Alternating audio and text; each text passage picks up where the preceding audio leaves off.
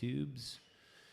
Trying to multicast, and they're not making it easy, unfortunately. But we're gonna get it there. All right, we're officially live. I'm gonna kick this front bumper off, which is gonna drop off into camera one, the one and only Geena Fontanella, which you guys on TikTok can see because you're cooler, and you're on TikTok and you're not on the old YouTube.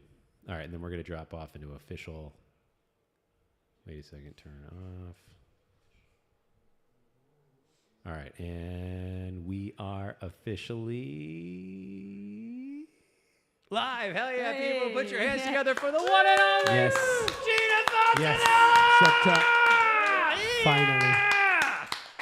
Hell yeah. Okay, thank Why you, am I everybody. clapping for myself right now? I don't know. Is that weird? It's not weird. It's not weird. It's excitement. It's zeal. You're amazing. I can't wait to share your music with the Austin audience here, and as well as yours. Thank you so much for doing this. It's wonderful. If you're traveling in from Los Angeles, you're here. What are you coming in from LA for? You have a show, correct? Yeah. Got a show playing in Austin actually tomorrow. Hell yeah. Let's plug that. What's the name of I can't. You know what's so funny? It's like Emperor Colonial. What? Emperor. Empire Room? Empire Control Room, bro. Colonial. You're mixing up all the shows together, bro. We had Colonial and Cafe. C, okay? Bro, that wasn't my mistake. I shouldn't have asked the drummer. No, I'm just kidding. I'm just kidding. No, Empire Control Room. We're playing tomorrow night. Doors open at 7. So Hell yeah. Come through. This is my first time playing in Austin. Actually, Oh, no first shit. time. Yeah. Welcome to Austin. Yeah, played a lot in Dallas. I played a lot in some random places in Texas, but this is my first time in Austin. Hell yeah. How do you like it?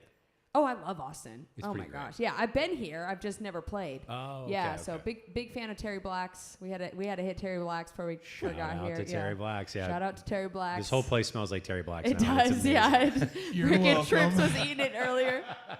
Yeah. You brought some bandmates with you as well. Do you want to do a quick round of introductions? Yeah, absolutely. On the drums over here is my man Trips. Hello. Yeah, Shout what's out. up? Put it together for Trips. Yeah. And then over here on the slick guitar, we got Ramon. Ramon. Ramon. I got to Hola. roll the R. Yo no hablo inglés, solo español. Come on, Oh man. my gosh, don't even. We know you. I'm kidding. Dang, my Spanish has gotten a lot better on this tour. I will say that. Yes. I will say that. Let's get into song number one. What is the first track you're going to play for us this evening? Yeah, we're gonna play one that people are really loving right now, which is called Normal Life. Normal Life? Do you want to tell us anything about Normal Yeah, Life? it's funny when you're in a career that's very not conventional. You get people in your life that are like, when are you gonna give this up? Like, you've been at it a real long time, and when are you gonna do something different? And it's always funny. The people that typically do that are the ones that they're not happy with their own life. Of course. Yeah. Of course. It's like, Well, it's the expression, misery loves. company. Exactly. Right. And so Exactly. it's so funny to me because I'm like, well, why would I take your advice? I don't understand that. So I wrote this song called Normal Life, which was like, hey, if you're what a normal life is, I don't want it. Ooh. So yeah, people are really vibing with it. People, for some reason, think that this song is like an anti-stay-at-home mom song. It's not. It's not at all. I don't know why. I mean, I kind of know why because it has that edge to it. But actually, the people that like this song the most, I've realized, are stay-at-home moms. There you So go. it's just the irony is like beyond me. But They're living vicariously through you. yeah, totally. They're like, oh my gosh, I'm a stay-at-home mom and I do this, and it's great.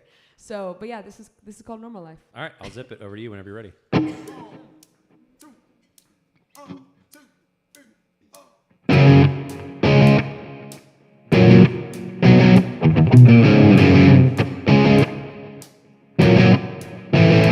It's always told just to walk a straight line, but I was never meant for the single file life. Want a big house, not to be a housewife. Still sleeping past 9. Don't tell me you're sorry, keep your sorries for yourself. And I don't wanna act my age, 'cause man, that sounds like hell. I don't want a normal life. I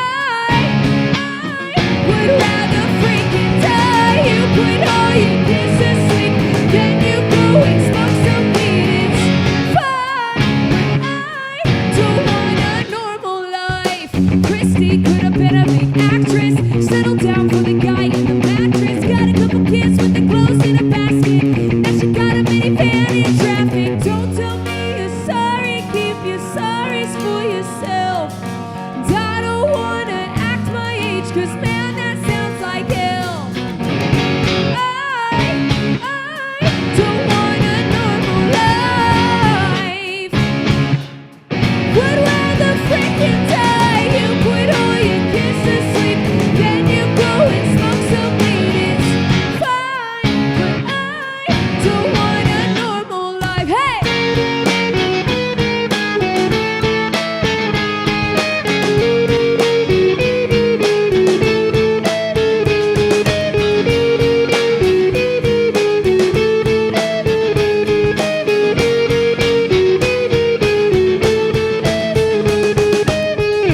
I am who I am, and you can't make me feel different. I know where I stand, and you can't take it or leave it. No glass, and I can't deny it. Street brass, so why try to fight it? It's my life, and that's how I like it. Just let me live. Come on, clap hands.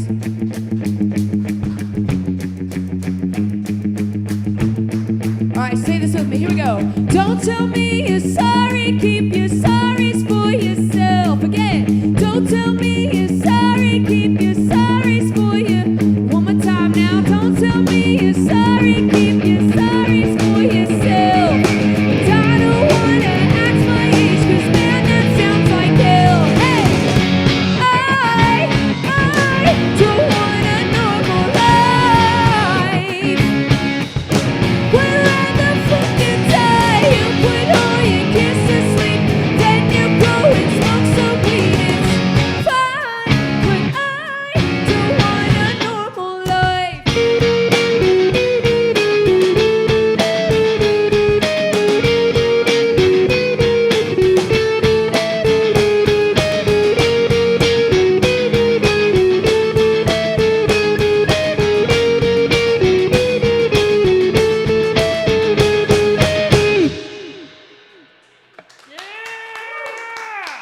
Thank you.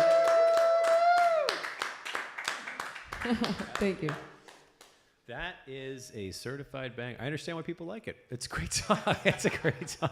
You know, it's fun. It's definitely really fun. It's a hell of a good song. And that was the genesis of that was just you getting some of the time goblins, energy goblins in the world trying to stomp on Yeah, you. you know, I mean, it's just you. Everything in your life always turns into a song, right? And so, even though I've been really blessed to have a super supportive family, and a lot of times, a lot of those questions are coming from a good place. Yeah. Right. You know, a lot people aren't putting two and two together, but music's just one of those careers that people are always second guessing, like the time clock. You know, they're always like, hey, you know, you've been doing this a long time. Like, you know, it hasn't happened yet. Are you going to let it go or keep going, you know, or whatever? And it's funny how it doesn't really, unless you're just like, I don't know, freaking Youngblood or Beyonce, they just think like you can't make money in the music industry. And you're like, you don't have to be either one of those people to make money. Like you can make a Yes. 6-figure Yes. touring and doing whatever you want. And I'm like a product of that for sure. I mean, my start was just me touring in my Prius for like a solid 5-6 years, and then hustling in studios, songwriting for people, and then they brought me on tour with them, and that's how it all happened. But it's a collective of multiple avenues of revenue. You know, you get from all these different sources, and that's how you make your income. Yes, absolutely. So when was the first time you were asked to go on tour? How long had you been doing this versus when did you start doing it? What was the gap there? Well, it's interesting. I mean, it's an interesting question to be like, when did you start? Because did I start when I was like really young doing plays and singing, and my whole family was musical, and you know, they all sang in the church, and so that I sang in the church is like, did it start then? Or did it start when I played my first show, which my first show I think I played when I was like 16. Well, what's the earliest memory you have of music in your household, maybe? That's a Oh, good place to start. man.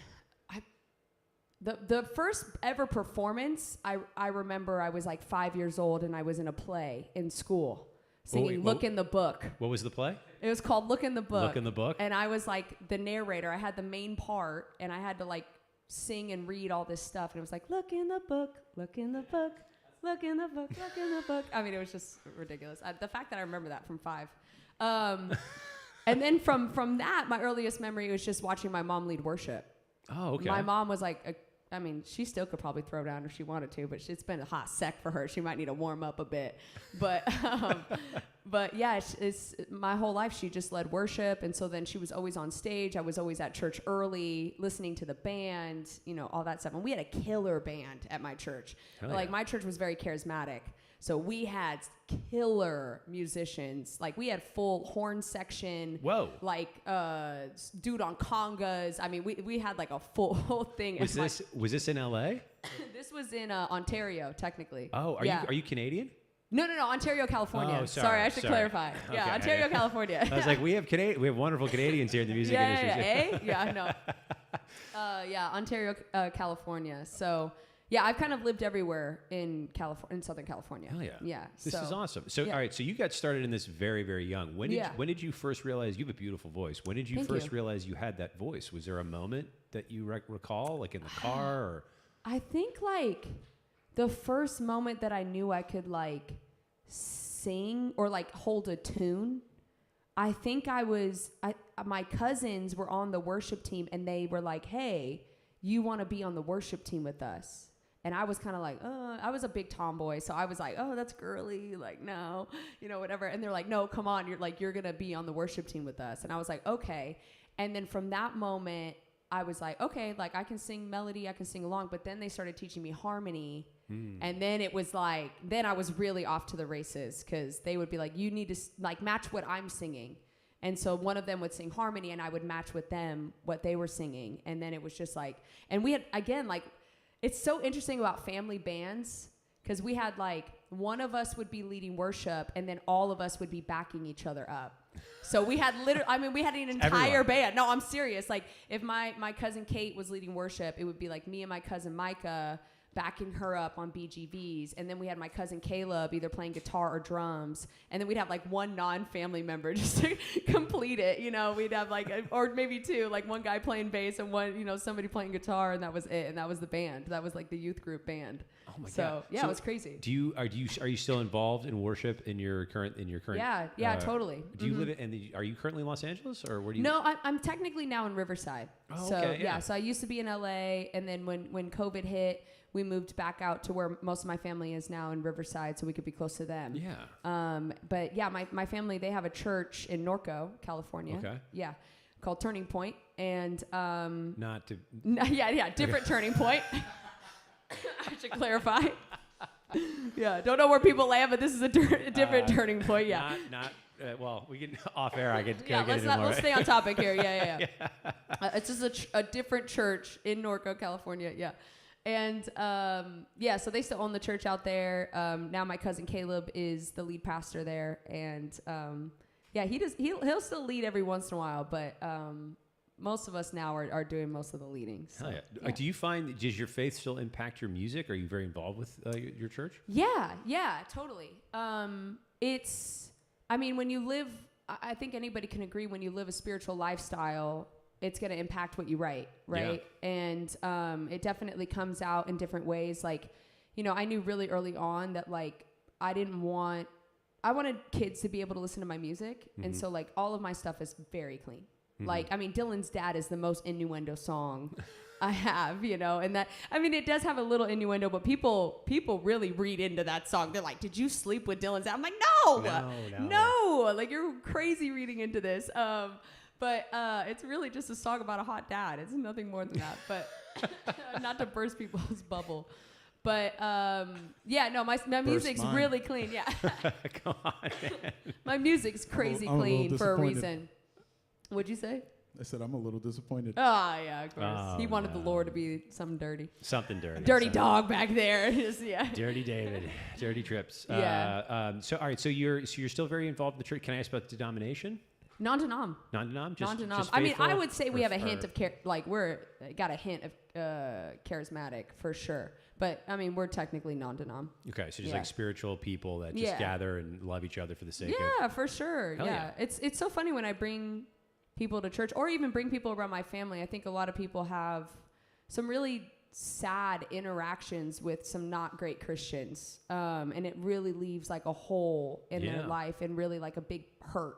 And I always love bringing them around my family because my family is so normal. Like if sometimes people were like, man, you have such a great like family, and I would have like, I know they're Christian, but I would not have like overtly known. They're just like great humans. Everybody in my family is just really, really great. How many? Tell us about your family a little bit. Yeah, so my brothers, mom sisters? is one of 5. My Oh, mom's a wow. twin. She's one of 5. Wow. And then like all of her siblings had like 3 kids, and now like all of those kids have had kids. So like we alternate on holidays and stuff, but like on our holiday, we've got like 75 people at my house. I was gonna. Yeah, it's crazy, bro. I was gonna And it's ask. weird when it's not like that. It feels empty when we only have like 30, 40 people. Oh my God, that's incredible. So you have many cousins then. Totally. I'm like one of 20 for Oh first my gosh, cousins. that's so Yeah, insane. so we're all crazy close, like really, really close. Some of us have moved out of California now, but when growing up, we all lived in California within like an hour and a half of each other. I mean, dude, that's sometimes even great. closer than that. And you know, we're there at every birthday party, every holiday, you know what I mean? Like it was crazy. Like our Easter hunt yeah. was crazy, bro. Did you? Crazy. Were you hiding things in the neighbor's house as well, or was it just? Oh, your it own? was like a free for all. My family's very competitive as well. So okay. it was like, I mean, everybody's competitive except for like my cousin Kate and Micah, and you know, when it came to getting the eggs, you would win money for the eggs, right? Oh, okay. So it got real competitive real quick. And but my cousin Kate and Micah, they just sucked. They just weren't very good. And so my mom's the biggest joke in my family Just now. rolled Kate and Micah. Sorry, Kate and Micah. Look, they know. It's no news to them. But yeah, now the joke is because they would never get the eggs that they needed to. And so my mom, who was like kind of putting the whole thing on, would be like, all right, and you know what? You know who had the best attitude the whole time was Micah. $5 for Micah. You know, she just get the participation award. Yeah. So every time now we have the littles, right? So now we'd be like, and you know who had the best attitude? Micah. Micah had the best attitude. You know, it's just so funny. Oh my We God. just make fun of her for that. All right. So how did you meet your bandmates? You have some folks here with you. Yeah. How did you meet Ramon? Oh my! So Ramon actually, I met through my MD, musical Okay. director. I was needing a guitarist for this tour, and my no offense, but my typical go-to guys weren't available. And you know what? It was meant to be, because we have literally have had the best time on this tour. Like, it's just been so fun. I agree. Yeah. It's very We love Ramon. I'm happy that the other guys, they were busy. Hell yeah, man. And then to get you in here, Ramon, when did you first pick up the guitar? You were a very good guitar player. I know this from Soundcheck. I picked it up when I was probably 8 years old? But I picked it up. My family had nylon guitars in their house. Mhm. And I was just playing some nylon guitar. Some friends of my family, they used to work in the conservatory where I'm from, and they asked, "Hey, why you don't join?" And I was like, "Yeah, let's do it." And it was like a classical approach, so it was super boring for a 8 year, 9 years old kid. And after like 2-3 months, and I was like, I don't want to keep playing guitar. I just want to go and play football. Stop playing for a long time. Soccer. Yeah. So- Just for all of us Yeah, for all- Americans yeah, out there, I got you. soccer. I just call it football. And after that, probably when I was 13, 14 years old, I came back and I asked my dad, can I have guitar lesson, but electric guitar lesson? Ah. And I was like, yeah. And also I started taking guitar lessons. That's it, you know.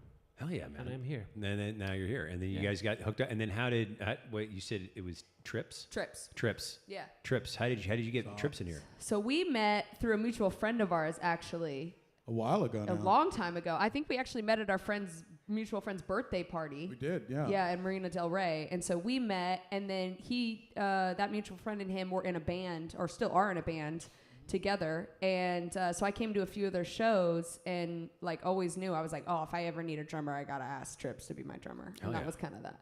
Yeah. And so Trips has been with you ever since. Yeah, like, well, a lot of times, for the longest time, I was touring alone. Oh, okay. So I was opening for people. So I was just running the tracks myself, ripping the guitar stuff myself, and doing it all myself. But then this is actually my first headline run. And Oh. yeah, so I actually got to bring a band. Oh my God, that's awesome. Yeah. So super fun. So last year we played a show. That was kind of the first show we played together. Yeah, we did like at the LA Fair. Yeah. Like they had like a music festival, and that was the first one, full band show we did. It was awesome. I was waiting for it though, I knew. You know what I mean? I was like, as soon as she needs a drummer, I'm there. Yeah, otherwise I'd be offended as hell. Oh, that's good to know. What was the song that you guys opened with when during the festival?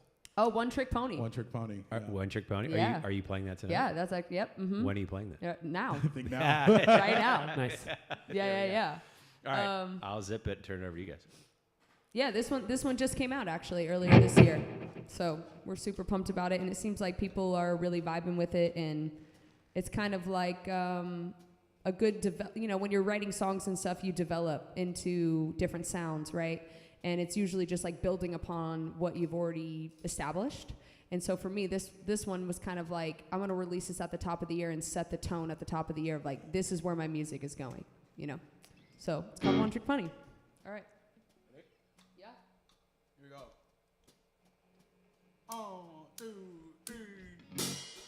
Do my eyeliner like Kat Von D. Drive my Prius like a Maserati. Kiss your dad cause he's hot wasabi. Never change, I'm a one-trick pony.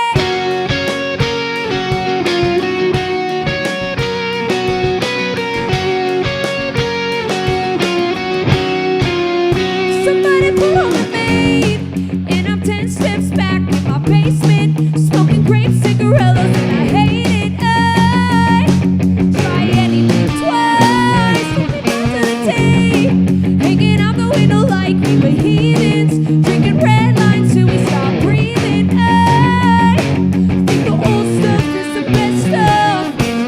I do my eyeliner like Kat Von D, drive my Prius like a Maserati. Kiss your dad cause he's hot wasabi. Never change, I'm a one-trick pony. Triple down on the throwbacks, baby.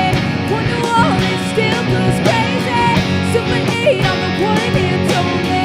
Never change, I'm a one-trick pony.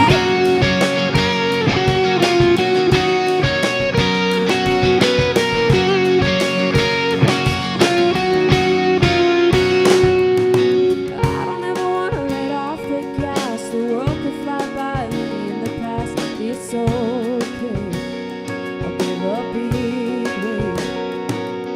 And I just want to spend all my days in the front seat of a 93 YJ. I feel it, it's something to believe in.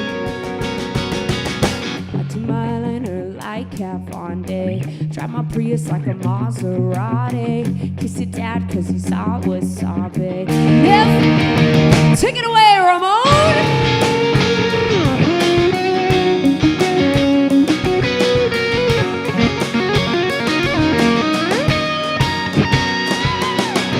I do my eyeliner like Kat Von D, want a body like Jennifer's body. Gonna sell out for nobody. Never change, I'm a one-trick pony. Never change, I'm a one-trick pony. Never change, I'm a one-trick pony.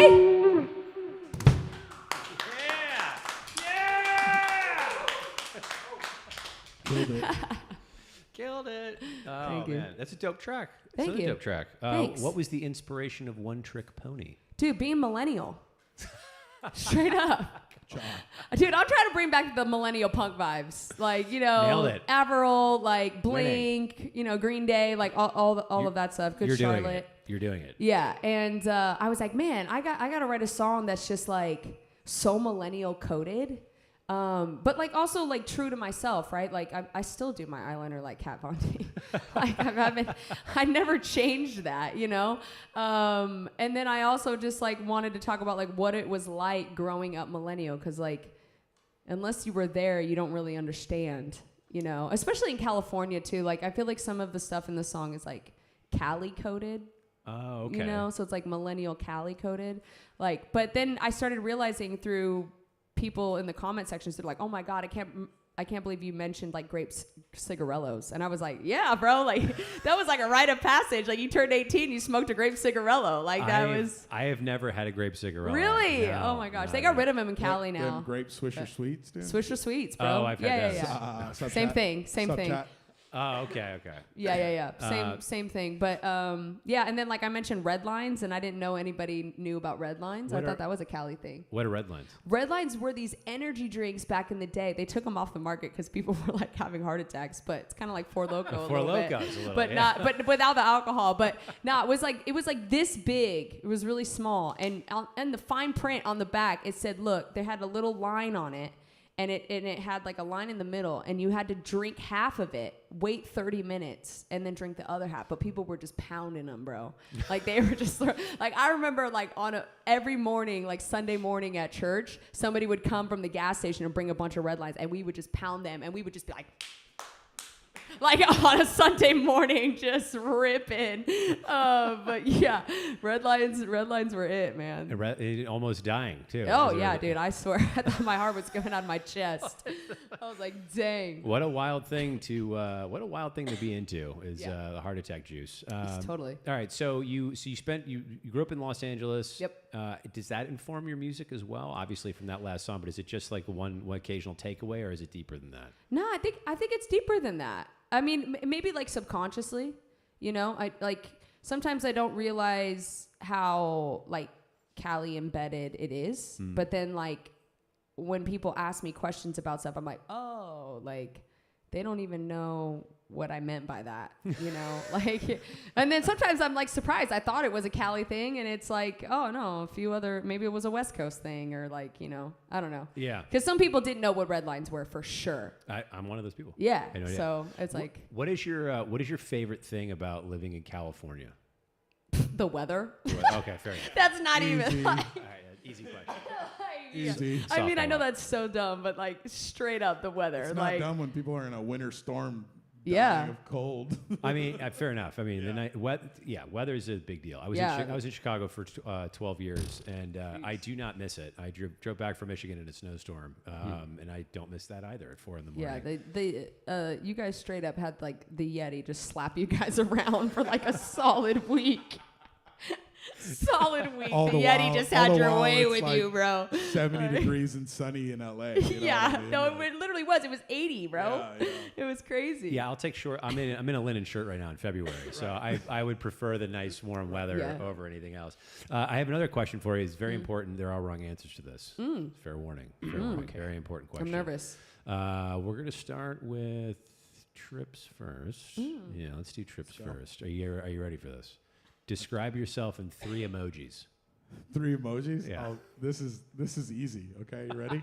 So cocky. First one, check this out. Okay, first one is the salute. Okay. Second one is the lady in the red dress doing this. Okay. Okay. That's the one. And the third one is this guy just doing this guy doing this. The fist, just the fist. Just the fist. Just That's by, it. Just by It's those 3 right there. Mostly. Those are great. Those are great answers. Ramon. Am I going to get asked this question as well? Of course. Yeah. Okay, I need to be prepped. All right. I'm buying you time. I'm trying to. You asked the right person Thank you for first, honestly. Loki, I'm so happy that wasn't the first one, but I have I have picked my options. The seagull is a seagull, right? Oh, nice. Yeah. The seagull. Yeah, That's the random. little animal. I like that. Yeah, Yeah. that's That's me. Mm-hmm. The victory. Mm-hmm. Easy. The guitar emoji. That one works, of course. That makes sense. All right, over to you. I mean, mine's going to be a little bit different than normal, but the first one is going to be the freaking sick emoji because I'm dying. Which one? The one that's All of throwing them. up, Actually, or- can I use all 3 of mine on the sick emojis? Like, dang, the throw up one, the mask one. Like, no, I'll just use the mask one for that. Definitely, I use the rock sign one the most. Okay, that makes sense. Yeah, and then I use the one that's like with the rock sign all the time. Ultra. It's just Thrasher energy for my emojis all day. Yeah. Mine are like deep. They're like there's layers to mine. I feel. What is the red dress? Tell us more. It's the Honestly, flamenco. man, it's just a vibe. It's like we're dancing, baby. We're having a good time. Salsa. And also like That's the flamenco beautiful dancer. woman in a red dress. Let's go. You know Let's what I mean? go. Let's go. Why The not? flamenco. Trips is just dancer. looking for a woman in a red dress. That's what it comes down Yeah, to. I mean that too. But you know what I mean? So maybe there's some manifestation in there that you know. I'm trying to will it into It's reality. manifestation. Trying to will a woman to Yeah, reality. trying to will a woman in a red dress into reality. Hey, you're in Austin, Texas. Very possible. It's going to happen tonight. What's your biggest creative challenge for you guys right now? Oh man, that's a good question. I think right now for us, it's like we already have like pretty good chemistry, and it's just us like really just locking in. I think what we're wanting to do for each song. I think it's literally just there's not enough time. Yeah. Like, and so what's cool with because of that is like as this tour goes on, it keeps getting better naturally, just because time is what's the only ingredient left, I think, for us to really start locking in, and that's happening. So it's getting better, I think, you know. Yeah, Time's for sure. time's a big one. Yeah. yeah. Oh, totally. Well, the more you play together, you know, the more like in sync you become with one another, right? And I think for these guys too, especially Ramon. I mean, Ramon's only had these songs for like 2-3 weeks. I would say less. Yeah, less than that. 1-2 weeks maybe. It was a short. Yeah, it was a quick turnaround. But I'm super happy about it. It was Yeah. it was good. It was short, but also I've been in worse, so it was short enough to have the time to make it a great. Yeah. But you know.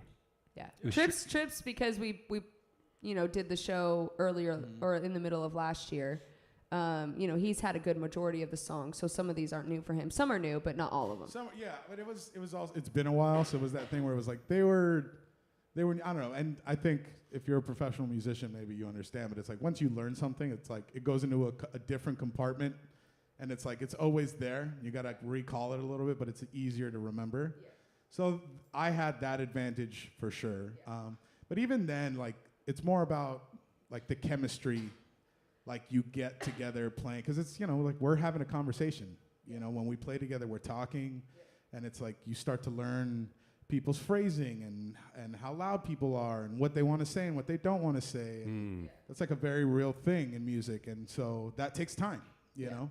For sure. It's the mind meld, man. It's just there's no shortcut to just being just glued together as a band, and I think you guys are doing great. We also have some folks in the chat I wanted to shout out. Gage Butler. Oh yeah, hey Gage. Geena with a lot of A's. What's up, Gage? What up, Gage? We also have some folks in from Mississippi. Hi from Mississippi. Kaylin.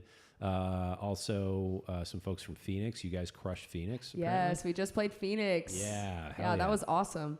Awesome. And then somebody did ask in the chat, Emily, Geena, what's your favorite part of One Trick Pony? Oh, you know, right now, actually, it's the people call it all kinds of things. I call it the verse 2. Okay, like, so in One Trick Pony, we have this little breakdown thing. People want to call it a bridge. In me, I wrote it in my brain as a verse 2. I was like, when I was writing this song, I was like, man, we should do that little like email kind of breakdown thing that a lot of emo bands do in that verse 2. And then to me, the bridge is really the solo. Okay. You know, I know, but nobody agrees with me. Disagree. Nobody agrees with me. I wrote the song. You wrote the I song. get final say. Call it whatever. Well, Yeah. you're still wrong. But so. if you want, if you wouldn't mind turning the guitar on, I'll sing it So it's like, I don't ever wanna let off the gas. The world could fly by, leave me in the past. It's okay. I'll give a big wave. And I just want to spend all my days in the front seat of a 9-to-3 YJ. That feeling is something to believe in. And then it goes in the thing. So it's like kind of like a little breakdown. I don't know. People want to call it a bridge, but it wasn't a bridge to me when I wrote it. Bridge. The bridge to me is that. That's called a guitar solo. Yeah, which is used as an instrumental / bridge.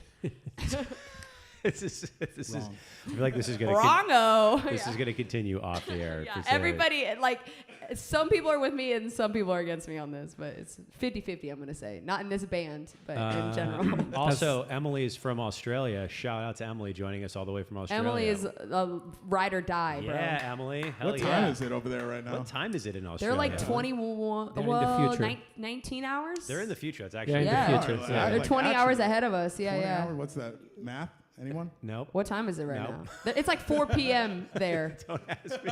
I'm not It's like 3 or 4 p.m. She'll tell us. Don't She'll ask tell me us. to do math on a live show. Jared. Yeah, What? what? Are you doing? We already found out the other day that Trips is terrible at math. I just need to count to 4, okay? Yeah. And I'm yeah. really good at that. Yeah, there you go. Deal. Done and All you done. have to do is count up to 4. Earlier, you mentioned a second ago that you write your music. Where does that come from? Where do you think music comes from? I ask this to a lot of artists, where you all of a sudden get something in your head, a melody, lyric, something. What is that? Yeah, it's interesting, right? I mean, a lot of times, like, music comes from pain, you know? And I think a lot of times it comes from your life experience and, you know, you start thinking about, like, I don't know, different things in your life and just folding back the layers. You know, that was One Trick Pony for me, even though it's a funnier song and has, you know, like all these references in it. But it was me pulling back the layers of myself and being like, what's the root of why I'm wanting to even do millennial punk? Like, why? Why that? It could be anything. Why? I mean, you saw, we just sat here earlier during soundcheck and played Valerie. Like, why didn't I do jazz? I could have done jazz, I guess. I don't You could know. have done jazz. You got a great voice. Yeah, you know, why didn't I do Christian music? You know what I mean? Like, it's so you start really trying to peel back the layers of things. And it really just came down to, for that song, it was like, I just miss this era of time. Like, where is this in music right now? Like, why is rock not, like, taking a hold of the industry right now? Like, why? That's such a good question, because this music is great, and I Yeah. genuinely love this genre of music, and it seems like it's on the out. So you don't hear it on the radio, except maybe like a couple more classic bands that just Yeah. kind of like have the throat choke on that. But why don't we hear more of this music? I mean, I think for rock music specifically, it's gone through so many iterations, and I think with music in general, you know, eras of time come back and it comes in circulation, and I think we're getting to the point where it's coming back in circulation, and I think a lot of it, especially for punk, has to do with like what is going on in the world right now, and I think when there's more chaos and even, you know, sadly, some would say like animosity, it fosters a lot of creativity in the rock world.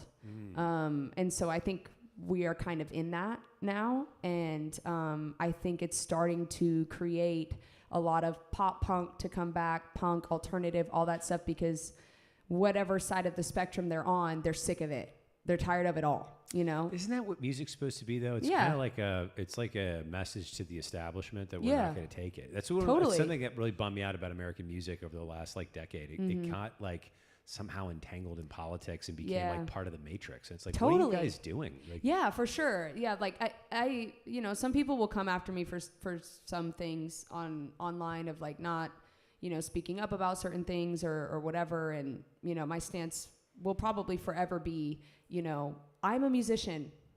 I'm not a political activist. Like, and I don't want to spread misinformation, you Yeah. know, and with power comes a lot of responsibility. Yeah. And when you have a following, you need to be very, very careful about what you're saying online, because it can spread misinformation, and it is very difficult to, once you've said what you've said, to take that back. yeah, once that's gone. And so, one, I think a lot of musicians should do that and let the music speak for themselves. If you want to write about it in your music, that's your prerogative. Like, we have freedom of speech for a reason, Yeah. you know? And I mean, obviously, I'm not trying to say you shouldn't do whatever you feel convicted to do. Sure. But for me personally, like, I don't do enough research, you know? And Yeah. I feel like I do research, but even then, I still don't feel like, and I'm looking at people like, okay, I know I do more research than you, fool, and you're out here running your mouth. You know what I mean? Like, Yeah. it's crazy. And some people, you know, some people give me pushback on that, and that's totally fine. That's their prerogative. But I got to live with myself at the end of the day. Oh yeah. But I do think that, you know, I think alternative music is a little bit split right now on how they feel, kind of like the country is. And I think that music is fostering a lot of great music is starting to come out from that, because music does reflect a period of time. It does. And when things are going like great, fine and dandy, and there's not a lot of like negativity going around, I think that's when like pop music shines, because people are like, woohoo, oh my gosh, this is great. You know, like That's how you Teenage get Dream yacht was rock. having the time of its life when that came out. But when there's, you know, just an Steely angst. Dan. Yeah. There you go. When there's an angstiness, that's what punk is about. That's what pop punk is about. That's what rock is about. It's about angstiness. And however they want to communicate that is however they want to communicate that. But I do think that music does reflect periods of time of what's happening in the country that they're at. Yeah, absolutely. I would agree with you, and I very well said too. Thank I you. really like your stance on music. It's like a thing. I don't know when like the court jester became the king, but at some point, entertainers all became like proselytizing a message of some kind, and it's Yeah. like, it gets exhausting. It's like, It I just want to does. fucking listen to music. Well, I just want to watch the Grammys and let Yeah. you take and find out who wins the award. Yeah, I just you know what don't I'm wanna saying? be Like just browbeaten with some. I don't care Yeah. whose message it is. I just I don't. know. I don't want to hear it. I don't care on either side. I don't Yeah. want to hear it from either side. I mean, and I'm Exactly. not trying to like specify like, oh, I'm being one-sided here. Like I think That's what you I know meant. Ricky Gervais was right. He was like, get up here, accept your dang award, and shut up. You know, like I mean, again, I know people are gonna come for me. I already know It's it, but okay. it's Misery I think loves. it's the truth. You know. But- We had also Emily is in Australia. She did say she's at work, and it's 1:51. 1:51. 151. There we wow. go. I told you We were only all until wrong. 4. 1, 2, 3. Also, we had another question from Ben Meister in the chat. Which city on tour has had the best food? You can say Austin, mean- Texas. Oh wow, For me, Austin. those are kind of For sure. fighting words. And you're not saying that because you're here. You genuinely mean that. Yeah. We just have an amazing. The most disingenuous yeah ever. No. I just inhaled some Terry Blacks right before this. And It was like 3 pounds of solid Terry Blacks. Whoa, relax. Relax. Okay. It was 2 pounds. It was Let's like- not Dude, get I was crazy. happy for you. It was I like was 2 happy and for you. 3/4 pounds or something like that. No, but I mean, dude, anytime I'm in Austin, like the barbecue reigns supreme. I will say that. I'll fight anyone. I'm like, I haven't had better barbecue than I've had in Austin. Or Austin's hard to beat. Texas. I Austin's guess, hard to yeah. beat. I like it because it's sweet barbecue. Oh yeah, that's Yeah, very- I mean, probably so far on tour, it's got to be Austin. okay. Yeah, for sure. I mean, we are coming up on Nashville. You know, Ooh. Nashville's Yeah. a few shows away, maybe 4 or 5 shows away. But Also great food. Ramon, Austin's what about? got I'm great- curious Yeah. what Ramon's favorite has been. Ramon. was it that Cali spot that you guys got the burrito? The Cali. Remember LA, that the the LA LA Mexican Oh yeah, spot? That was really good. Because I thought for a second you guys were gonna say that. that was really good. But I I didn't eat that. guess I'm from LA. Yeah, that's the Feels thing. like- We get Mexican food all the time. Fair. Yeah. So like here, like if you told us like, oh, we got to choose the best like Mexican spot or whatever, No such we're thing. gonna go LA. Oh. You know, we're yeah. not gonna do that Makes- Tex-Mex crap. No offense. I know. Like that's a hard pass I for know this there's crew. good Mexican food, but I've been all over this country, and no Mexican food is better than Mexican food in LA. Yeah. It's just not. It's not. It's It's just never been. I totally agree with that. yeah. I would arguably even say Asian food. Yeah, for sure. Like Now- we got I agree. great Asian Yeah. food in Are Cali. you talking? Are we going like Korean, Chinese? I It think- don't matter, bro. I It think- could be Korean, it could be Japanese, it could be sushi, it could be Thai. In my opinion, it don't matter. I think specifically like Korean and Thai food in LA and Vietnamese food as well is like top It's notch. clutch. I will say Korean food in LA is hard to beat. It's like the Korean- yeah. best Korean food I've had. It's the anywhere. best Korean. Yeah, I think Korean is Maybe the one I'm most sure about. Yeah. Like For- Korean food in LA. Leonia in New Jersey, just outside of Fort Lee, and Interesting. then in downtown New York, they've got a pretty good little Korean district. Okay. Yeah. But they're Korean food in But LA is it's hard like to beat. It's the pretty thing. good. The thing about LA though is like you throw a rock into like any restaurant, and if it's an Asian spot, it's 9 times out of 10 pretty decent. For sure. The other places, when I go to other states, it's like you have to know the spot.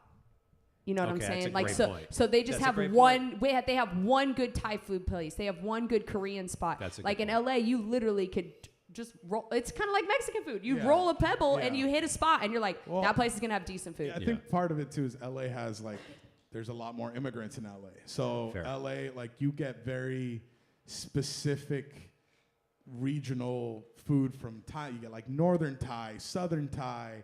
It's like I feel like when I go to Asian restaurants and all like other parts of the country, like the middle of America or something, it's like there's a Thai spot, a Chinese spot, and a Vietnamese spot, and they all serve orange chicken. Yeah, right. You Yeah, know you're what I like, mean? wait, It's what? like- Yeah. And like Yeah. it's all from the same frozen bag of orange chicken. Yeah, that, yeah. You know, like Yeah, I mean, well, obviously too. Yeah, we have a lot of people from Asia in Cali because that's, I mean, on the continent side, that's what we're closest to, is Asia. right. Okay, fair You know what I point. mean? Math and Fair science So- checks out. Math and science both. Math and science both. Yeah. Do you have a go-to comfort food? Gina, to you first. You're not feeling well. Am I freaking eating healthy or am I not eating healthy? I mean, what's your comfort food? I mean, you can dumpster dive. Look, It's totally look fine. At, It's look, comfort at, food. look at. It's So you're comfort you're asking it from a perspective of how a dude would feel as a woman. Am I eating healthy or am I? There's a comfort food when I'm healthy and there's a comfort food when I'm not healthy. Both. Let's do both. Okay, when I'm not healthy, it's gonna be freaking like my mom's homemade like biscuits and gravy and bacon, or that like sounds mashed potatoes and gravy with like a chicken fried steak, or like some kind. My mom's side of the family, very southern. I was gonna say they're from Yeah. the south because that's Like kind of, not really. It's more like 2 generations from the south. okay. So my grandpa's parents were from like Texas and stuff. Oh, okay. So and then that just cooking wise just infiltrated, the rest of my family, which is odd in California. But my family could throw down on Okay. food. Yeah. But if I'm trying to stay somewhat healthy and I'm like, I got a really craving, it's gonna be Asian food of some kind. It's gonna be like sushi. It's gonna be Korean barbecue. It's gonna be somewhere in that realm. That's a great. Because I can just get protein and some freaking vegetables. You know what I That's a mean? great answer. So. Ramon, I would say ramen. that's your comfort food? Yeah. Okay. What kind of ramen are we talking about? I Are we talking love- tonkatsu? Yeah, spicy a little bit. Always pork. Okay. Those are good answers. That's my jam. That's hard to beat, man. Yeah. Little I feel like tonkatsu. I'm finding out more about my band in this podcast, You which have I to- love. You have to talk to your band members. I mean, Gina. we do talk, but I'm finding out other stuff that I love. You've just been sick too. Oh yeah, That's dude. true. I've been a recluse. We've been like forcing her to rest. We're like, shut up, yeah. go lay down. Like you need to be good for the show. You Yeah. know what I mean? You're the front man, woman, Yeah. front woman. Yeah. Man. Man. Yeah. Well, man. Trips, what about you? What's your go-to comfort food? Oh man. Okay. I feel like I'm gonna keep this simple because I can make everything complicated. But I think if I'm like going out, Korean barbecue, like all you can eat Korean barbecue, It's it's like just so it's just good. always. It always smacks. I mean, I'm a It's meat pretty damn eater, good. obviously, and like meat eater. Wait, hold on. Hey, Hey. I love Korean barbecue, but then it's like I'm Salvadorian, so like I love like pupusas and like a lot of like That's. plantains, plátano frito, I almost said tacos, bro. I mean tacos are good too. I almost said but it's tacos not and like tortas, it's and not I a almost. comfort food. Tortas aren't a comfort then food? I have to shout out pho. Oh, yeah. Oh, that's a Like hard if one to I'm beat. sick, That's a good one. if I'm sick, like pho, dude, I don't know about food, dude. let's fucking go to. Yeah. Let's fuck. So chat. What is number 3 on the evening? What's number 3 on the evening? Loser. Loser? Yeah. All right, so about me. Great. This was, what is this about? Yeah, this is about the fact that I still live with my mom, and I love it. And Hell people yeah. think I'm a loser because I still live with my mom, but Don't listen to this. honestly, why would I pay rent in LA if I don't have to? It's a very That good point. part, It's a very good right? point. And I'm also gone all the time, so There is also that. why am I gonna pay rent when I'm gone all the time? But yeah, straight up, still live with my mom. So this is for all the people that are like 25 plus and still live with their parents. Hell yeah. All right, over to you.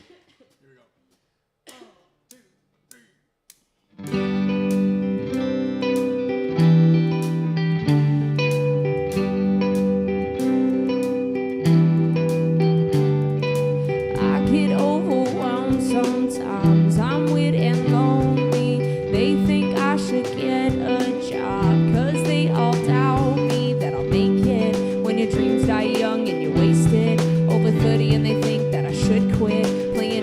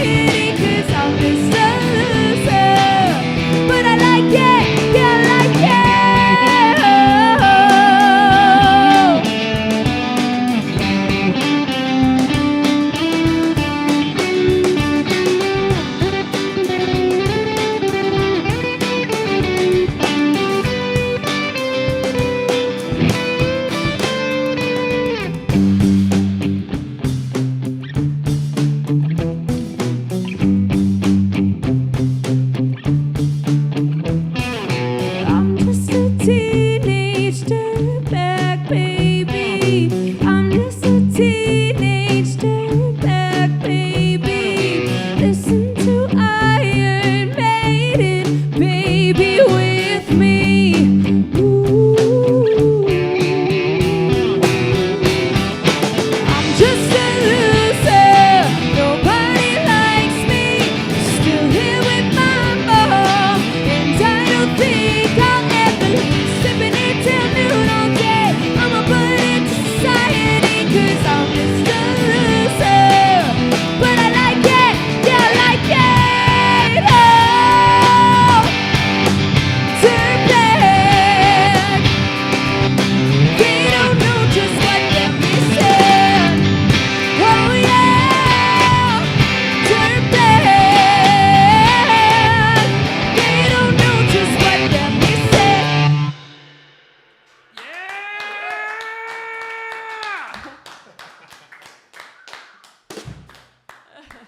Oh boy, sorry. I like love your it. I like your music. Dude, I love the high energy. I'm living. Thank God.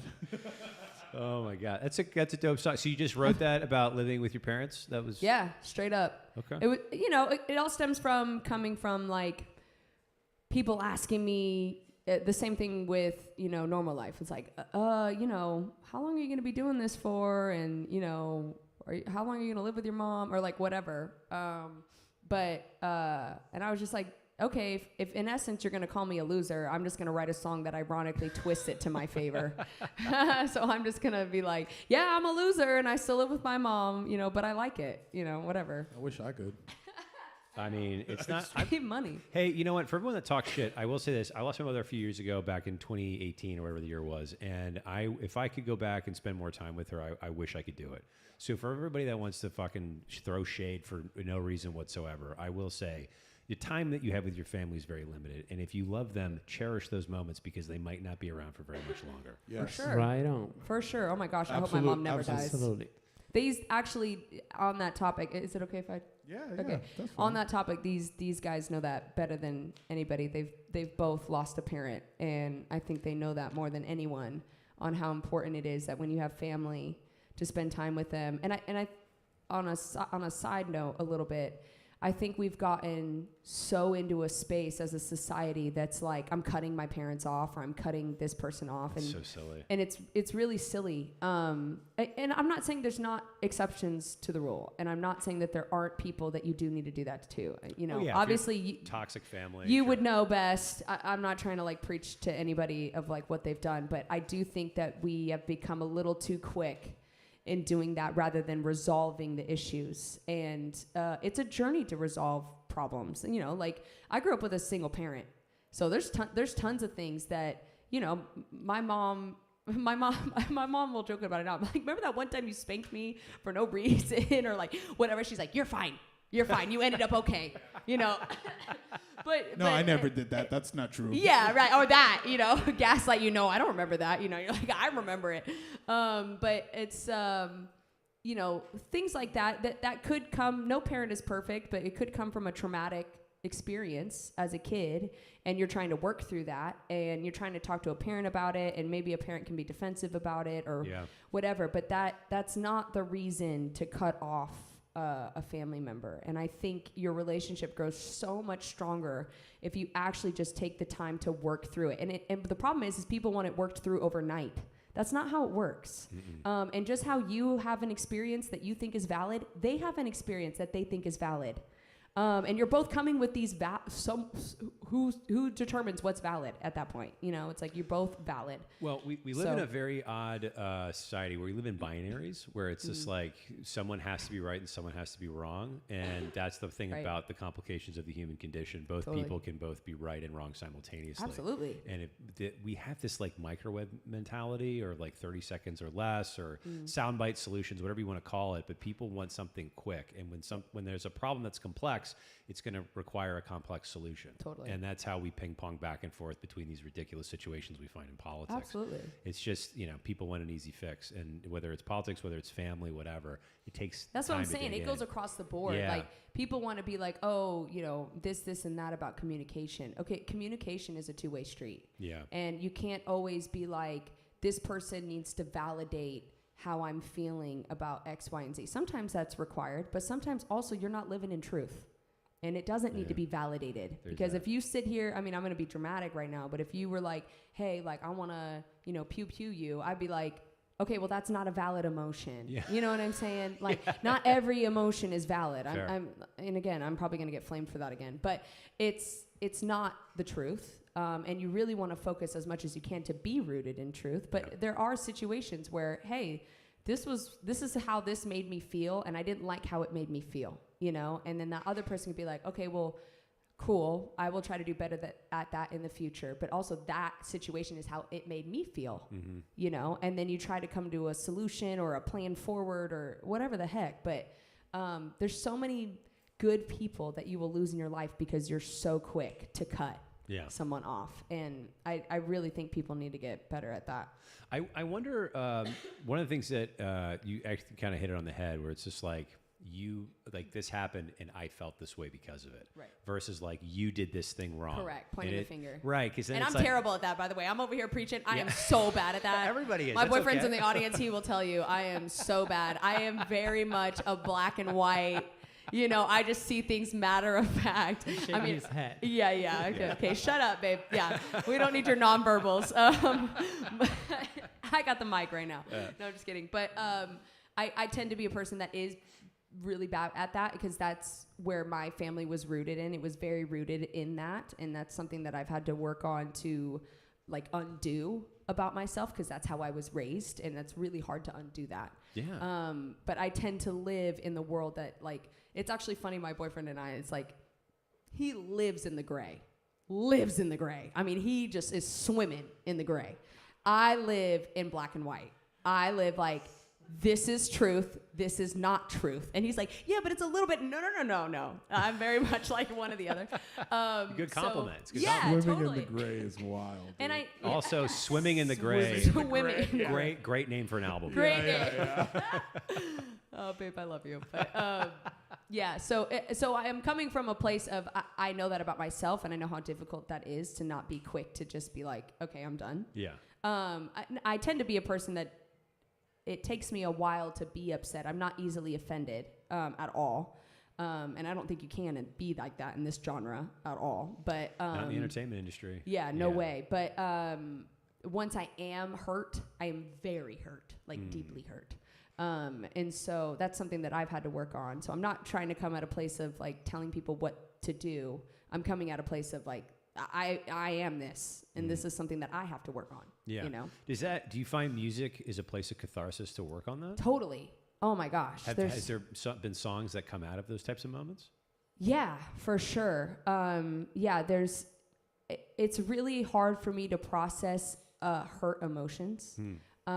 It's actually ironic because when I write for other people's, I think subconsciously it comes out through their music a lot of times because I typically don't write for people that do the same genre of music that I do because I don't want to give away like the sauce in essence. And so I write for a lot of young, I call them slit your wrist songs, like teenage girl songs that like my life is over because a boy broke my heart, you know, kind of that nonsense. But a lot of them are ballads. And I really only write like one ballad for myself like every 2 years, like maybe. And when I do, it's rip your heart out. I mean, I'll say that, but it's really hard for me to really focus and pinpoint exactly what I was feeling on a deeper emotional level beyond like the 3 main emotions of like happy, sad, angry. Okay. So when I go to write a ballad, I have to be like in a different space. Just like, I don't know how to explain it. I tend to live with when something traumatic happens to me, I am the first to make a joke about it. Oh, okay. I live my life through laughter. That's not. I don't know if that's unhealthy though. I don't think it is. I think it's actually. There are far worse ways to. Oh yeah. I think more people should actually do jump it. In a bottle. That's way worse. Yeah. Yeah. Like I would rather go through life laughing than crying. In my opinion. And also I can get on with my day. It's like if I'm crying, my day's effed up. I'm done. I ain't doing anything for the rest of the I day. like a good cry sometimes, though. Yeah. You know, sometimes Good for you, big Just baby. on the shoulders of a woman in a I'm red dress. I'm a bit of a crybaby. I'm totally joking I'm with man you. enough to admit it. It's fine. No, I love that for you. Hell That yeah. couldn't be me, but I never love that for cried you. in my life. Yeah. Ramon hasn't shed a single tear his whole I've life. never cried in my life. Ramon is he's just a man of steel, Yeah. a man of steel and steel emotions. Yeah, so I tend to deal with emotions that way. I tend to deal with emotions with humor, and that comes out in my songs, right? Like use Loser, for example. It's like, that is heartbreaking that people closest to you aren't supporting you or don't believe in you. Yeah. The people that you need, because this is such a hard industry, the people that you need the most to believe in you, to keep going, because you know you have something, maybe, and you know you can do it, but you do need some kind of like hope and some kind of encouragement and like all these things. And it's technically like heartbreaking that somebody's like, you're a loser. That's like earth-shattering to people. And to me, I'm like, all right, you think I'm a loser? Well, I like it. You know, like it's just so stupid. But that's how I tend to deal with things in that way. And so when I get serious, it's like, oh God, all right, you know, it's real serious. How do you know when a song is finished? You know, I'm pretty good about pretty much when I've started writing it, I finish it that day. Okay. So usually a session of mine is like 5 hours long, if that. And I mean, like, write the song in 2-3 hours, track all the vocals, all the instrumentation, everything. And I walk out of the room with almost the finished song. Wow, you do that on a regular. Oh, on a regular, yeah. I mean, right now I'm working on an album and stuff, and so I already have the songs. So now it's more like we're in mixing phases and touring and like stuff like that. But when I'm in writer mode, oh, dude, I'll be cranking 5 out a week. Oh, you know, wow. I mean, maybe not all for me specifically, but if I'm in writing for myself, I'll be like, boom, boom, boom, boom, boom. Like, I'll do a 2-week stint in Nashville and knock them all out. How long does it typically take you to release an album, or to create an album? And do all of those songs, maybe a follow-up question, do all of those songs make it into an LP, or is it like write 20, keep 10? Yeah, it's more like weed out the ones that fit right. You know, sometimes I'll really love a song and it won't make the EP album because it doesn't fit thematically what I'm trying to say on that album, which is actually kind of heartbreaking to me sometimes. So I'll just release those as a single, or maybe I'm like, okay, well, no, you know what? I'm already prepping my brain for the EP afterwards. Right. This fits that theme, right? So I had a lot of songs that I had written over like the last 2 years that I really, really loved, and they're not making this EP.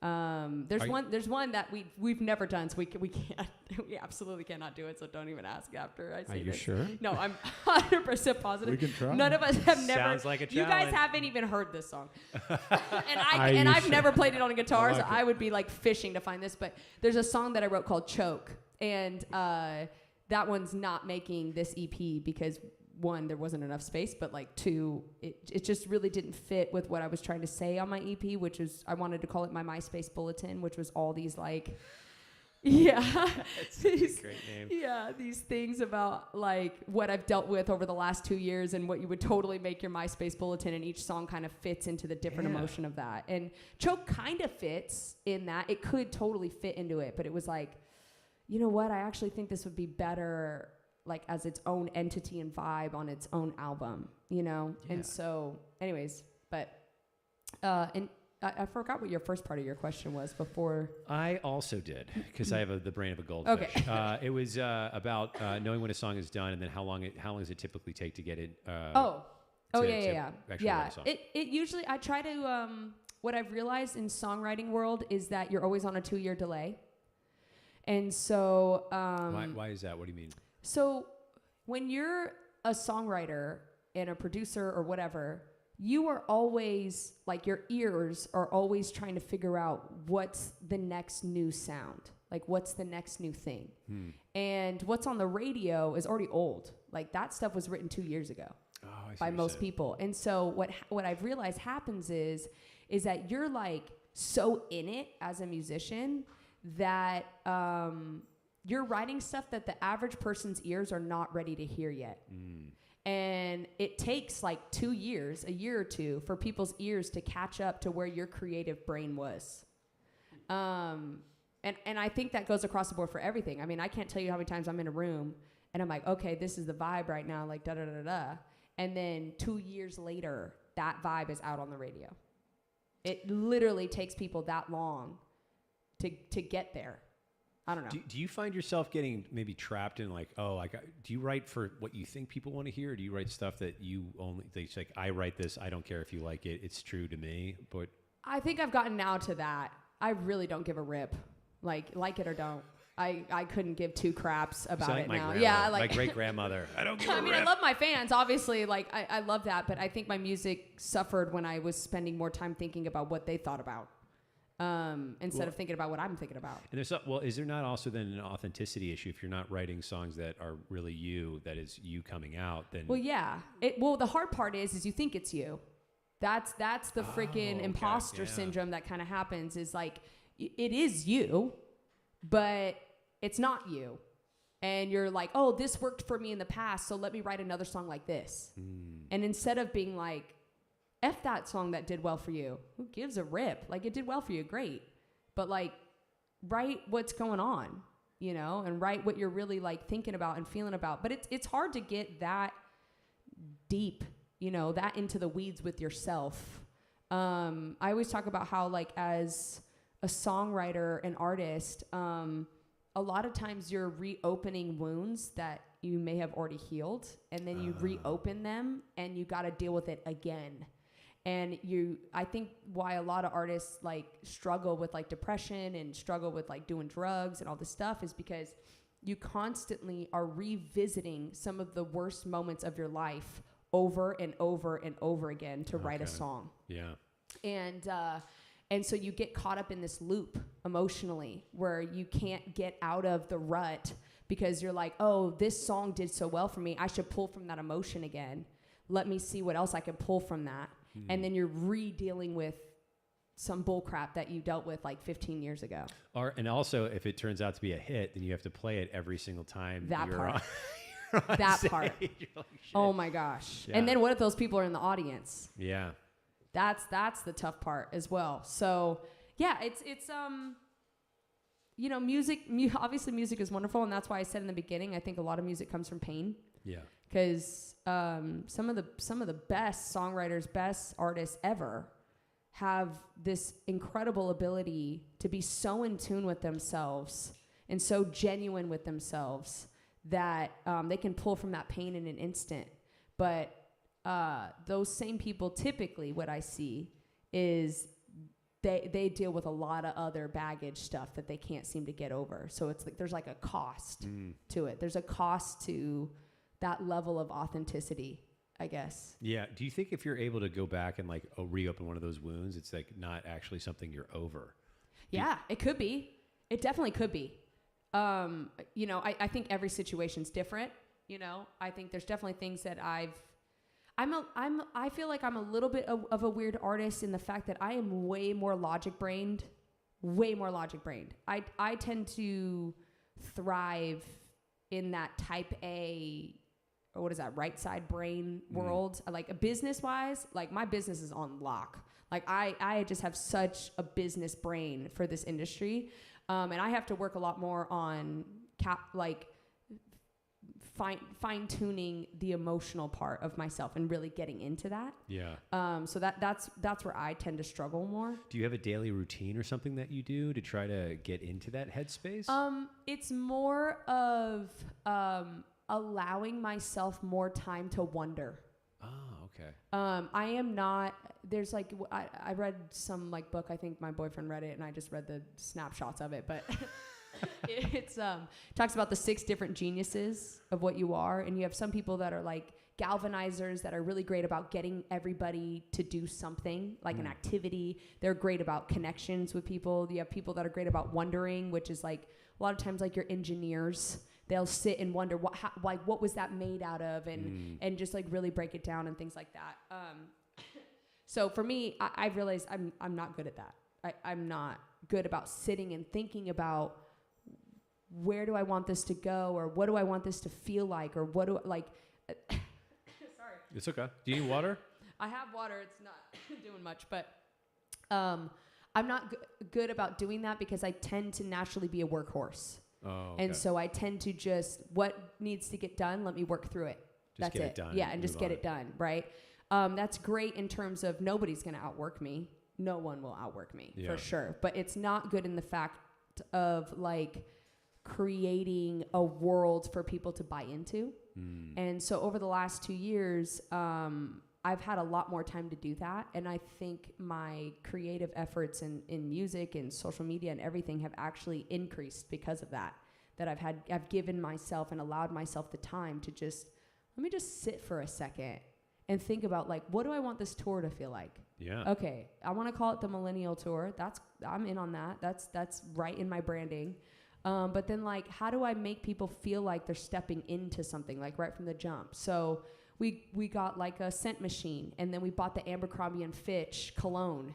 And then right when you walk into the venue, it smells like Abercrombie & Fitch. Like, so you're immediately transported to 2008. You're at the mall. That's amazing. You know what I mean? We've got, like, I bought, like, a blow-up pink couch, you know, like, so it's like the 90s with all the blow-up stuff and, like, you know, whatever.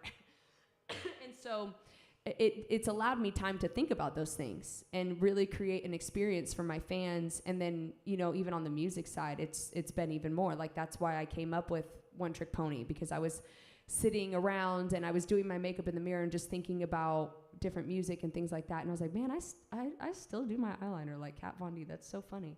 And then I sat there and I was like, I do my eyeliner like Kat Von D. And then, like, all I had was that line with that melody. And that all led to that. Well, actually, I don't know if I should talk about this. Well, I will. Whatever. I don't care. Whatever. I don't talk to those people. So I had brought that song to a room. I had brought it to a whole room, writer, producer, whatever. And sometimes you bring things into a room and people just don't get the vibe. Like, they just don't get the vibe. And that's fine. There's no, like, you know, sometimes people get the vibe, sometimes don't. Well, they were like, I love this vibe. And I was like, cool. I'm thinking it's going to be, I was listening to a lot of Midwest emo bands at the time. And so I was like, it just needs to be these one-liner things that people can scream. They don't even need to necessarily make sense. It's cool if it makes sense, but it doesn't need to be. You just need to be like, if this was a basement show with 100 people in this basement, you want them to scream every line.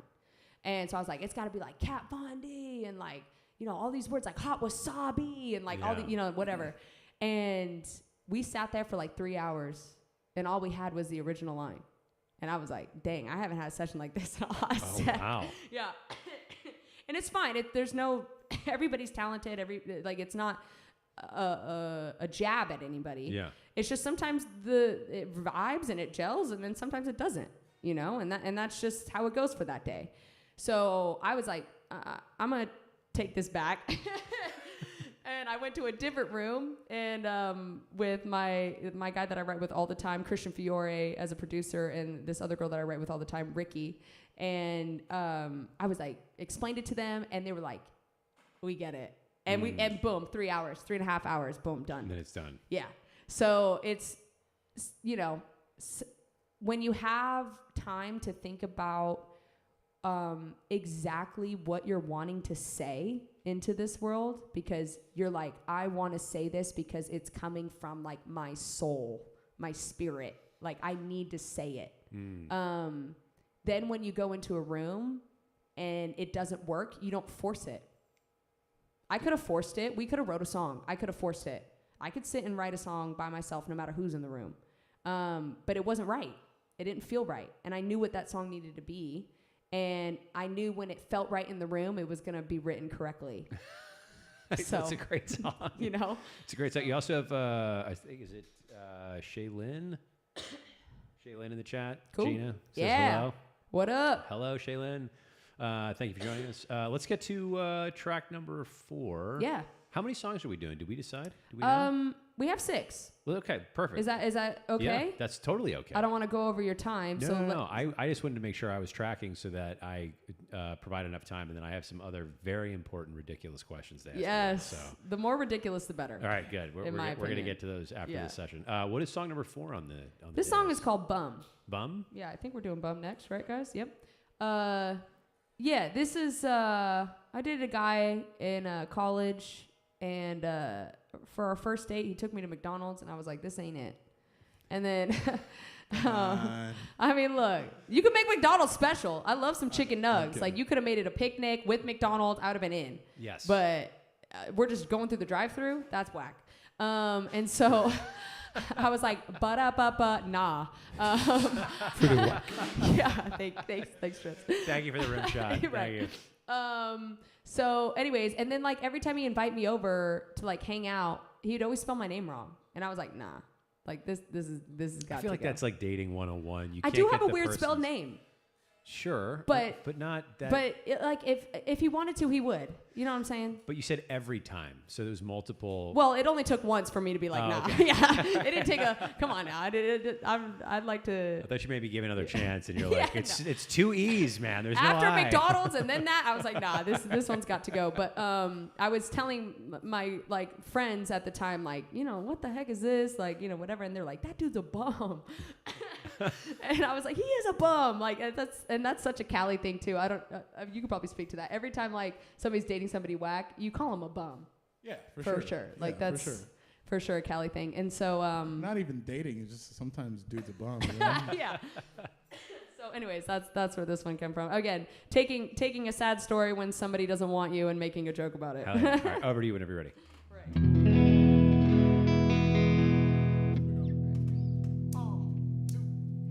Always texting me to come hang out, but you always spell my name wrong. I show up and you're just on your couch, with all your friends turning the game on. Where's the window? Can I please jump out? This was not my expectation. In my head, I had it all planned out. Now I'm looking for the exit. Please, please, please, need someone to help me. Snap me back to reality. I knew you were lame at McDonald's on the first date. Hey, I gave you time and space to figure out if I'm the one you want. I guess I'm really not. Hey, I really like your face, but I ain't got time to waste on anyone. And my friends say you're a bum, a bum, a bum. And I just think you're dumb, you're dumb, you're dumb. When I think back, I'm so embarrassed. Really thought that you could be my own Prince Eric. Now you're just a story and I'm scared to tell it. Can't believe I fell for a Subway Jerry. Please, please, please, need someone to help me. Snap me back to reality.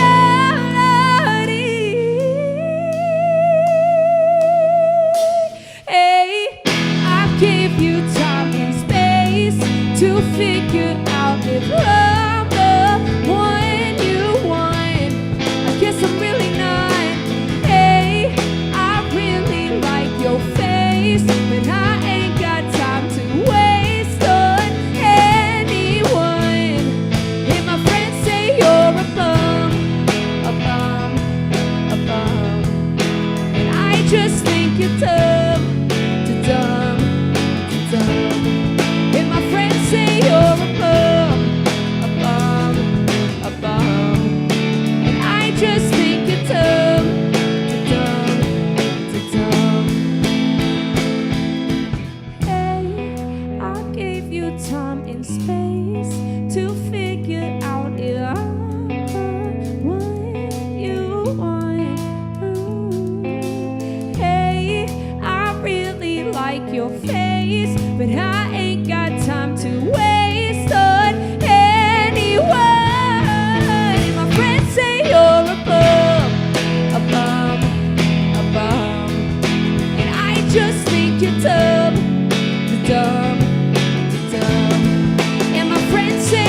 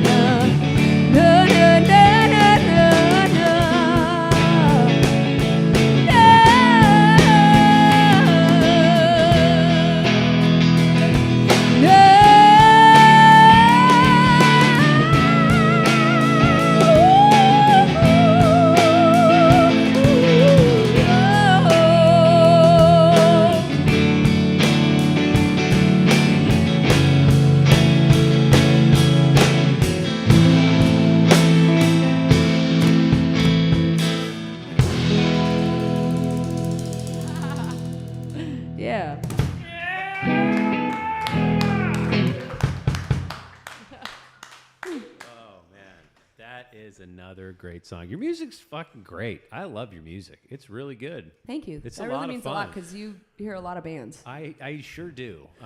It's one of my favorite things about doing this show. When you were asking me about the time that I had to learn the songs and all this stuff, her songs are so well written. They're so it's easy to They're know. great, man. They're super You know, hooky the and har- like sometimes in the when best you- way. When you get hired to learn other people's songs, they try to, I don't know, it's not natural. Like this, her music is so natural. Yeah. It's pretty easy like Very to follow. kind. Yeah. So. Thank you. I would agree. Yeah, it's just you have a very natural way of writing. It just kind of pulls you into the music, and you're also super emotive when you sing. So it's Thank you. like you kind of get drawn into whatever it is that you're singing about. Yeah, It's really cool. wonderful. Cool. Yeah. Yeah. I mean, songwriting. You know, I definitely I've put like my 10,000 hours in performing, but because that's where I started.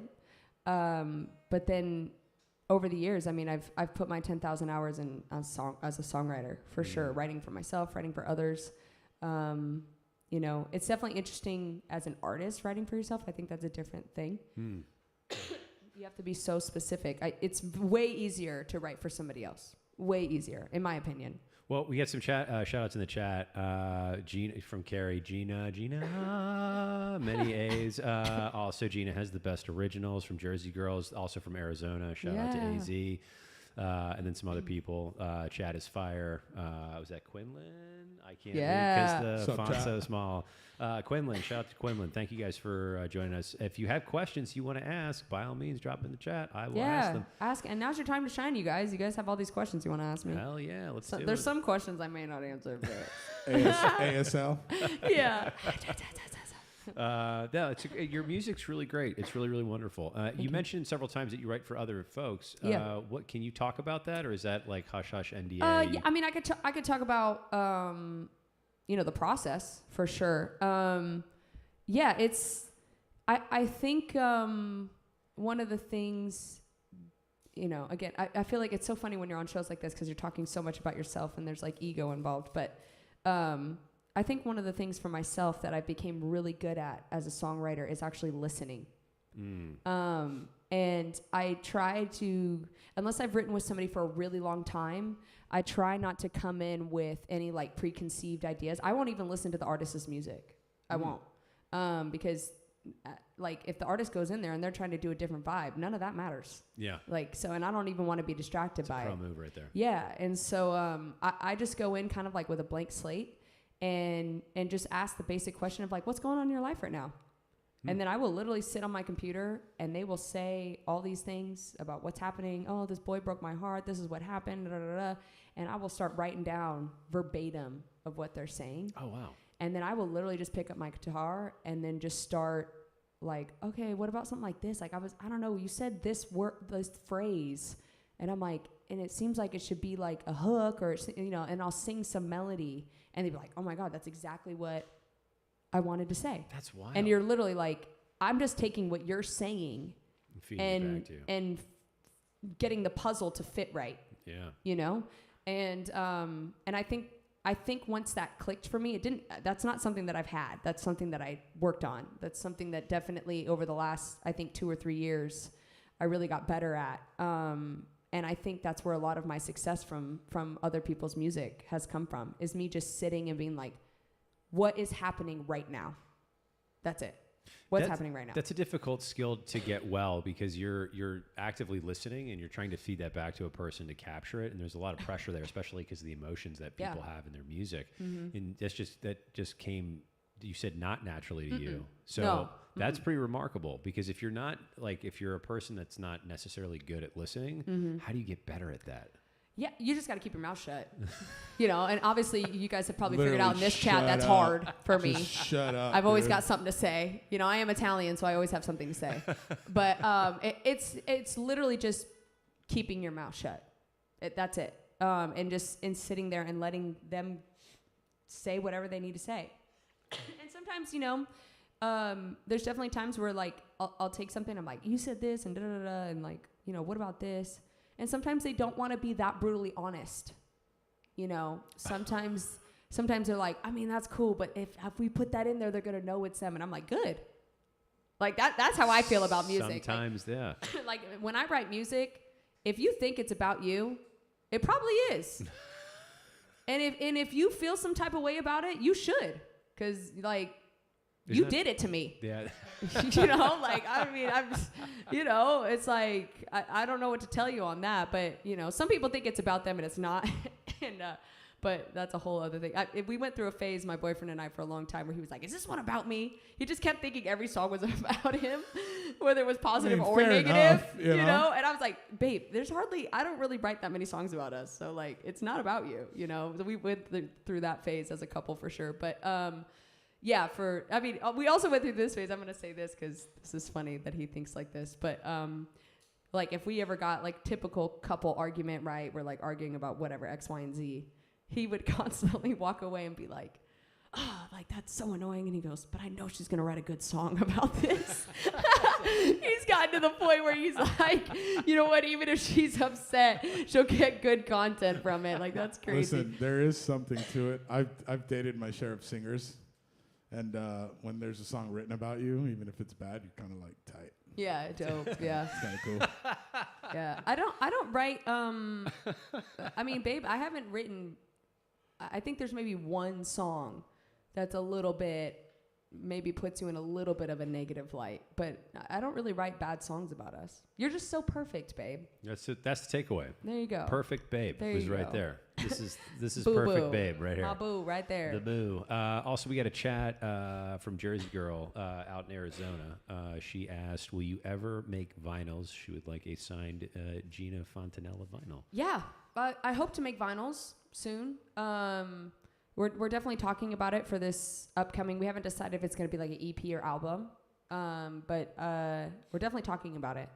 A lot of people have asked me to do CDs again, but yeah. I'm like, Has anyone asked you about tape?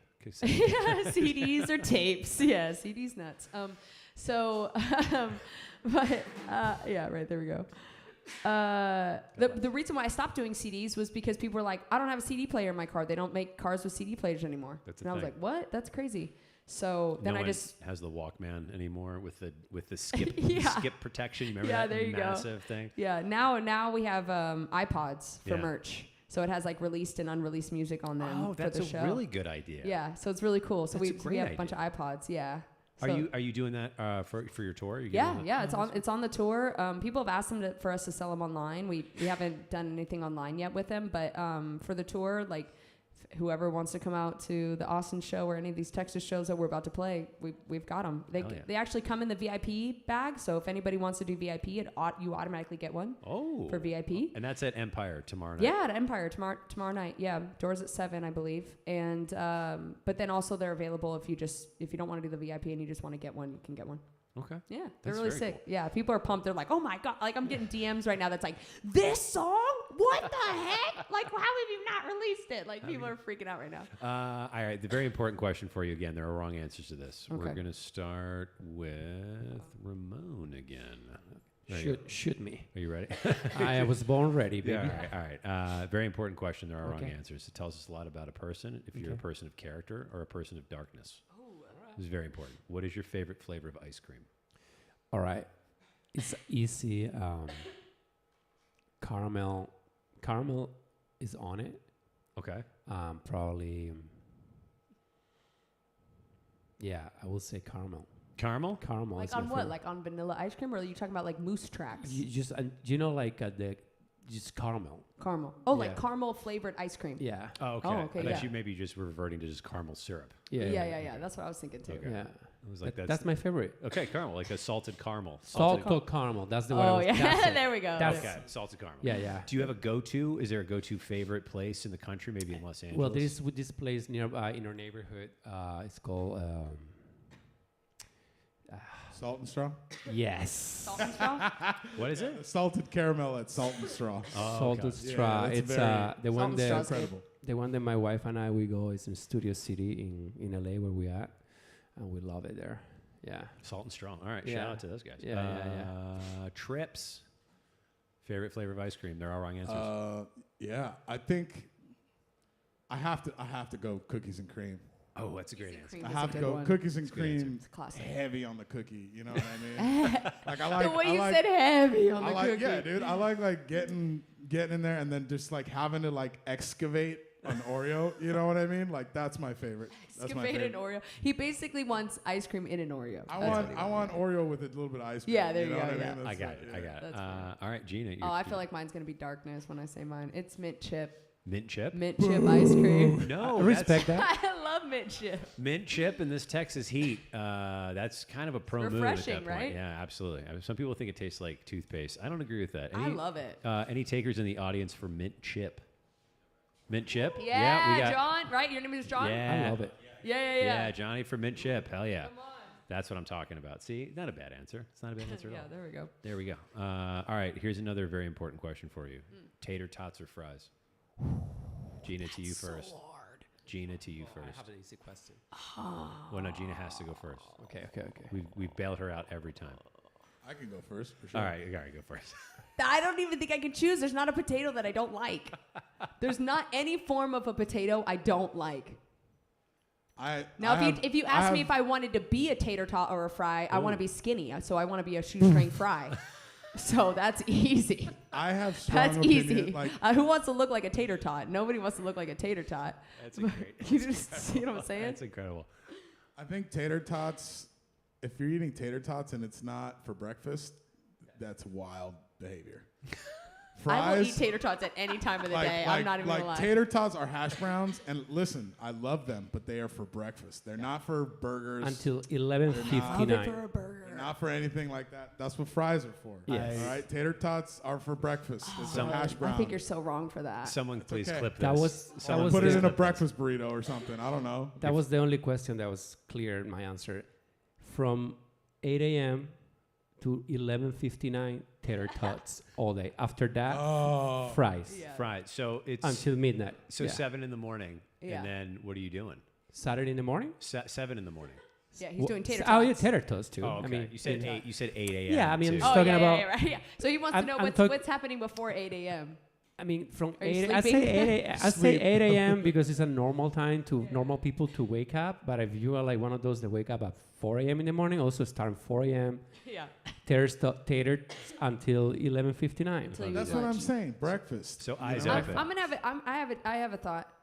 I'm actually gonna go fry Okay. because I think more people f up tater tots than they f up French fries. This was the conversation you and I had, This is Yeah. the and answer. I agree with you. This is the answer. I agree with you. Mm-hmm. I've had a lot worse tater tots than I've had Yep. bad fries. I think that's the key point. But I've had some bad freaking fries. I'm not gonna lie, but I've had some bad tater tots where I'm like, yo, what's that? Ortega, where people heat them up in the oven and it's then they don't bad. put no seasoning on them. I'm bad. like, what in the white world is this? Like that is just No, crazy. You need seasoning. You need I seasoning. know. Well, so it's like a lot of places just have Cisco tots, and it's Yeah. all the same. Oh, Cisco. Okay, I so didn't know it's about like, Cisco. Yeah, it's like a food delivery company. It's like CISCO or whatever. Yeah, SYSCO. Yeah, thank you. Yeah, It's a yeah. big conspiracy there, Yeah, dude. yeah. That's it. You're tapping into some deep, dark shit there, dude. That one goes really deep. We won't go there, but I just feel like all tater tots are the same. I don't understand people that eat tater tots. Right, I agree. And I know I'm wrong to many people in the chat who are yelling right now, but it's a thing. Tater tot people, Tater tot people. they don't matter. Jersey girl. Oh. Oh, fighting words. word. Grow up, eat French fries. Fighting Come on, words, what are fighting you, words. 8 years old? Get out of here, dude. Tots are for lunch. Thank you. man. Tots are to put in your Tots are pocket, for lunch? and only little kids put potatoes But in a their good pockets. tot, though, a good crispy tot will change your life. Fair enough. Fair enough. Last very important question, and this actually does tell us about somebody. Very important question. Are you ready? I'm ready. Okay. Would you rather have the power of invisibility or flight? Oh, 100% know the answer. All right. Over to you, Ramon. Flying. All day flying. Yeah, having the. Yeah, I have this dream that I fly just 6 feet above the ground. Only Yeah, 6 it's feet. so. I know it's so cool. Because I'm flying and you're not, Right. and you can see. Yeah, like I don't have think that that's considered fly. flying. That's more hovering. Yeah. Yeah, but It's I feel you. Levitating, right? Yeah, levitating. Yeah, but definitely flying somehow. No matter how high you fly, I prefer flying than being invincible. Okay. I would probably agree with flight. I probably would say flight as well. But there's a dark aspect of me that wants invisible, so I know what crap people are saying behind my Why back. is it gotta be dark? You know what man? I'm saying? Because it's kind of dark. You're right. It is Like a it's little- giving it is it's giving a creepy. little you know what I mean? It makes me second guess what I want to say for my answer, but I'm Is it your answer what I Well, just said? No, I'm just like my answer is like it depends on how I'm feeling. You know what Yeah. I mean? I don't know. You only That's get valid. one. You only get one. I know. Yeah, you got to pick one. I would actually take like reading people's minds over any of that. Oh God, that would I be horrid. Oh, I would love it. Oh, if you I just want like, to know. especially as an artist performing in front of all these people, you would immediately get like Yeah, maybe I have like a big enough sounds- ego where I think they'd be like, "Oh, she's dope." You know, like I'd like no negative comments. I don't know. Maybe it might take me down a few pegs. Maybe. You but- guys ever seen that movie Jumper? maybe. The Oh tel- the yeah, teleportation yeah, one? Yeah. That's the power I want, dude. Okay. to yeah. teleport. That one. To just go think about a location and then just Boom, And then you're you're there. there. Okay. Zap there. So Yeah, that's that's not cool. that's not invisibility. It's not invisibility Okay. and it's not flight, but it's I guess more like flight than it is invisibility. Okay, so We just made our own Yeah, question. we broke the in rules. that. I said reading people's minds. Just You to said to answer the question right now, it would be flight. flight. yeah, it would be flight. Flying 100% no matter what, how high it is. I just think it would be cool. and seeing that you have the Back to the Future. Ramon future, just wants to Yes, fly yeah. 6 Right? feet. Do you Yeah, re- except do you, for Ramon only wants to hover. do you remember that thing that escaped The flight hoverboard. a little bit? The Yeah, hoverboard. okay, that's how you call it Yeah. in America. Okay, Yeah. yeah. Hoverboards Yeah, are yeah. amazing, but I'm just saying. One of those. Yeah, that'd be super cool. But Yeah. if you could fly or just go 6 feet off the ground, I feel like that's not very useful. You just hit your head on a lot of shit. Yeah, Yeah. facts. Yeah, yeah. I mean, but He it wants would the be full cool. flight, though. He I wants the just- full flight. He just said it in his dream, though. I mean, you If- just- even if it was minimal, it's cool. Yeah. Yeah, fair enough. Fair enough. I just feel like we need to figure out how to get you a hoverboard, and then this will solve. Yeah. This will solve That the would be problem. so good. Right. Dude, how amazing! I don't feel like we're that far away as a society. We're- I feel like we're Exists already already. there. It's very possible. We've been driven today by Waymo. one of those cars. So Yeah, The but we- autonomous cars. Yeah, we've gotten a couple Waymos. Dude, I can't. Someone Waymo. Can I pay for to Waymo my car already? Because I'm done driving, dude. Oh man! So here's the dirty secret of Waymo. They actually hire people. I in the know. I just Philippines. saw that, That's a dude. thing. That bummed me out. Wait, they hire people. There's to like just do people it? in India that are like kind of like. It's the Aw, man. The CEO was testifying in Congress, and they have like 8,000 people, and they actually have they have controls behind the wheels. So if anything happens, they can take over. But Yeah. it's semi-autonomous. It's not real. semi-autonomous. Wow. Yeah, It's it's not not real. fully. Yeah. Oh boy. That's whack. Very disappointing. It's super whack, and also it's like super cheap labor overseas, which they're exploiting people, Yeah, which yeah, is also yeah. completely Yeah, fucked. so. that's a whole. Yeah, the India Waymo, part. like more like way no. Yeah. That's twice I've used Okay, no. All right, dude. I said ba da ba Sing ba na. a, sing a song What already. is song number 5? What is song number 5? Yeah.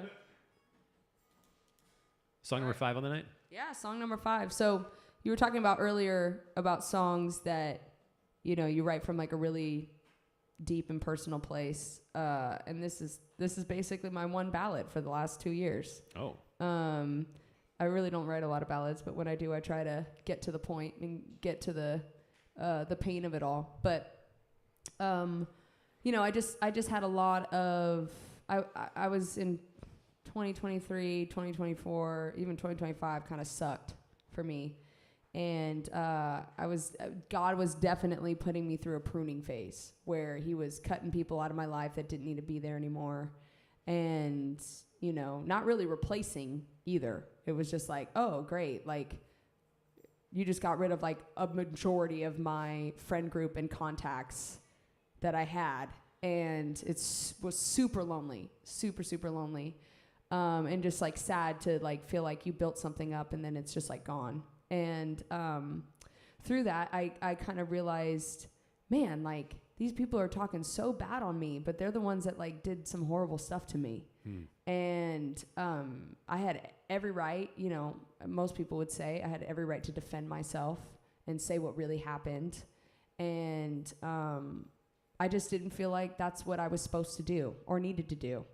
You know, typically I find that the people that are screaming from the rooftops that they're the victim and this other person's the villain and all this stuff are typically the ones they're the villain. Yeah, Usually. isn't that funny? And so I wrote the song that was basically just like, hey, I'm sick of you always playing the victim all the time. And, you know, and I think a lot of people have felt like that where, you know, through, I don't know, a lot of people want to throw around narcissism or all these different like words or whatever, but I think a lot of people have felt like, no, I'm the victim in this situation and you're just like playing a role. Yeah. So that people will feel bad for you or people will believe you more or, you know, whatever. And so, yeah, that's where this came from. All right, over to you. I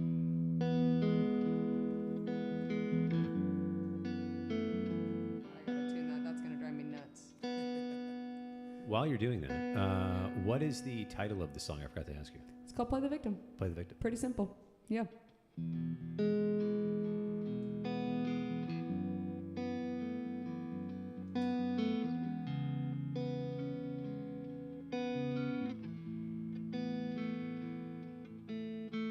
Tightening your grip for the incision,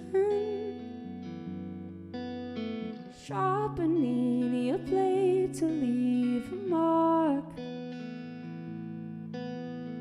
Cut me down with surgical precision.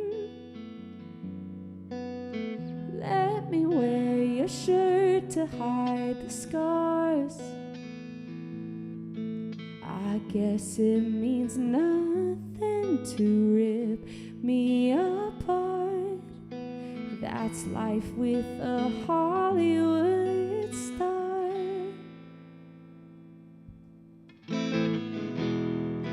You're always right, can't change your mind. Spew every lie, so I'm the villain. Want sympathy for everything. Make me feel guilty for no reason. Every problem's up to me to fix 'em, 'cause you always play the victim.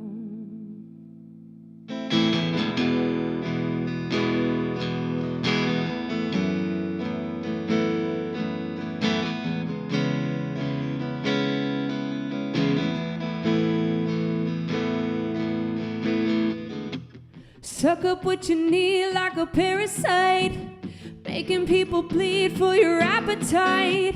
I don't really know why you're falling asleep at night. I guess it means nothing to rip me apart. That's life with a Hollywood star.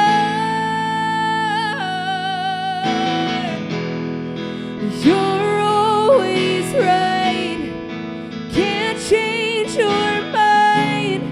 Spew every lie, so I'm the villain. Want sympathy for everything. Make me feel guilty for no reason. Every problem's up to me to fix 'em, 'cause you always play the victim.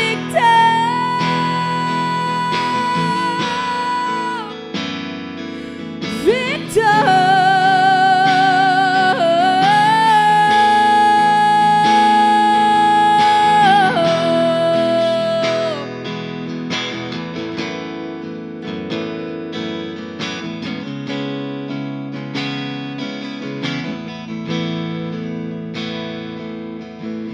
People told me, but I didn't listen. You're always right, can't change your mind. Spew every lie, so I'm the villain. Want sympathy for everything. Make me feel guilty for no reason. Every problem's up to me to fix 'em, 'cause you always play the victim. Yeah! Thank you. Holy shit. That is a really good song. Thank you. Wow. Thank you. I'm telling you, I write like one ballad every 2 years, and I put all I got into one. That is an incredibly good song. Like unbelievably good song. Thank you. Wow. I appreciate that. And you don't have to tell us anything else about that, but that all came from that one experience. Oh yeah, I mean it was multiple experiences with multiple people. Oh, okay. And it was all happening at once. And it was, I mean it's funny because you know a lot of times you look back on your life and you see all like the heartbreak in your life, right?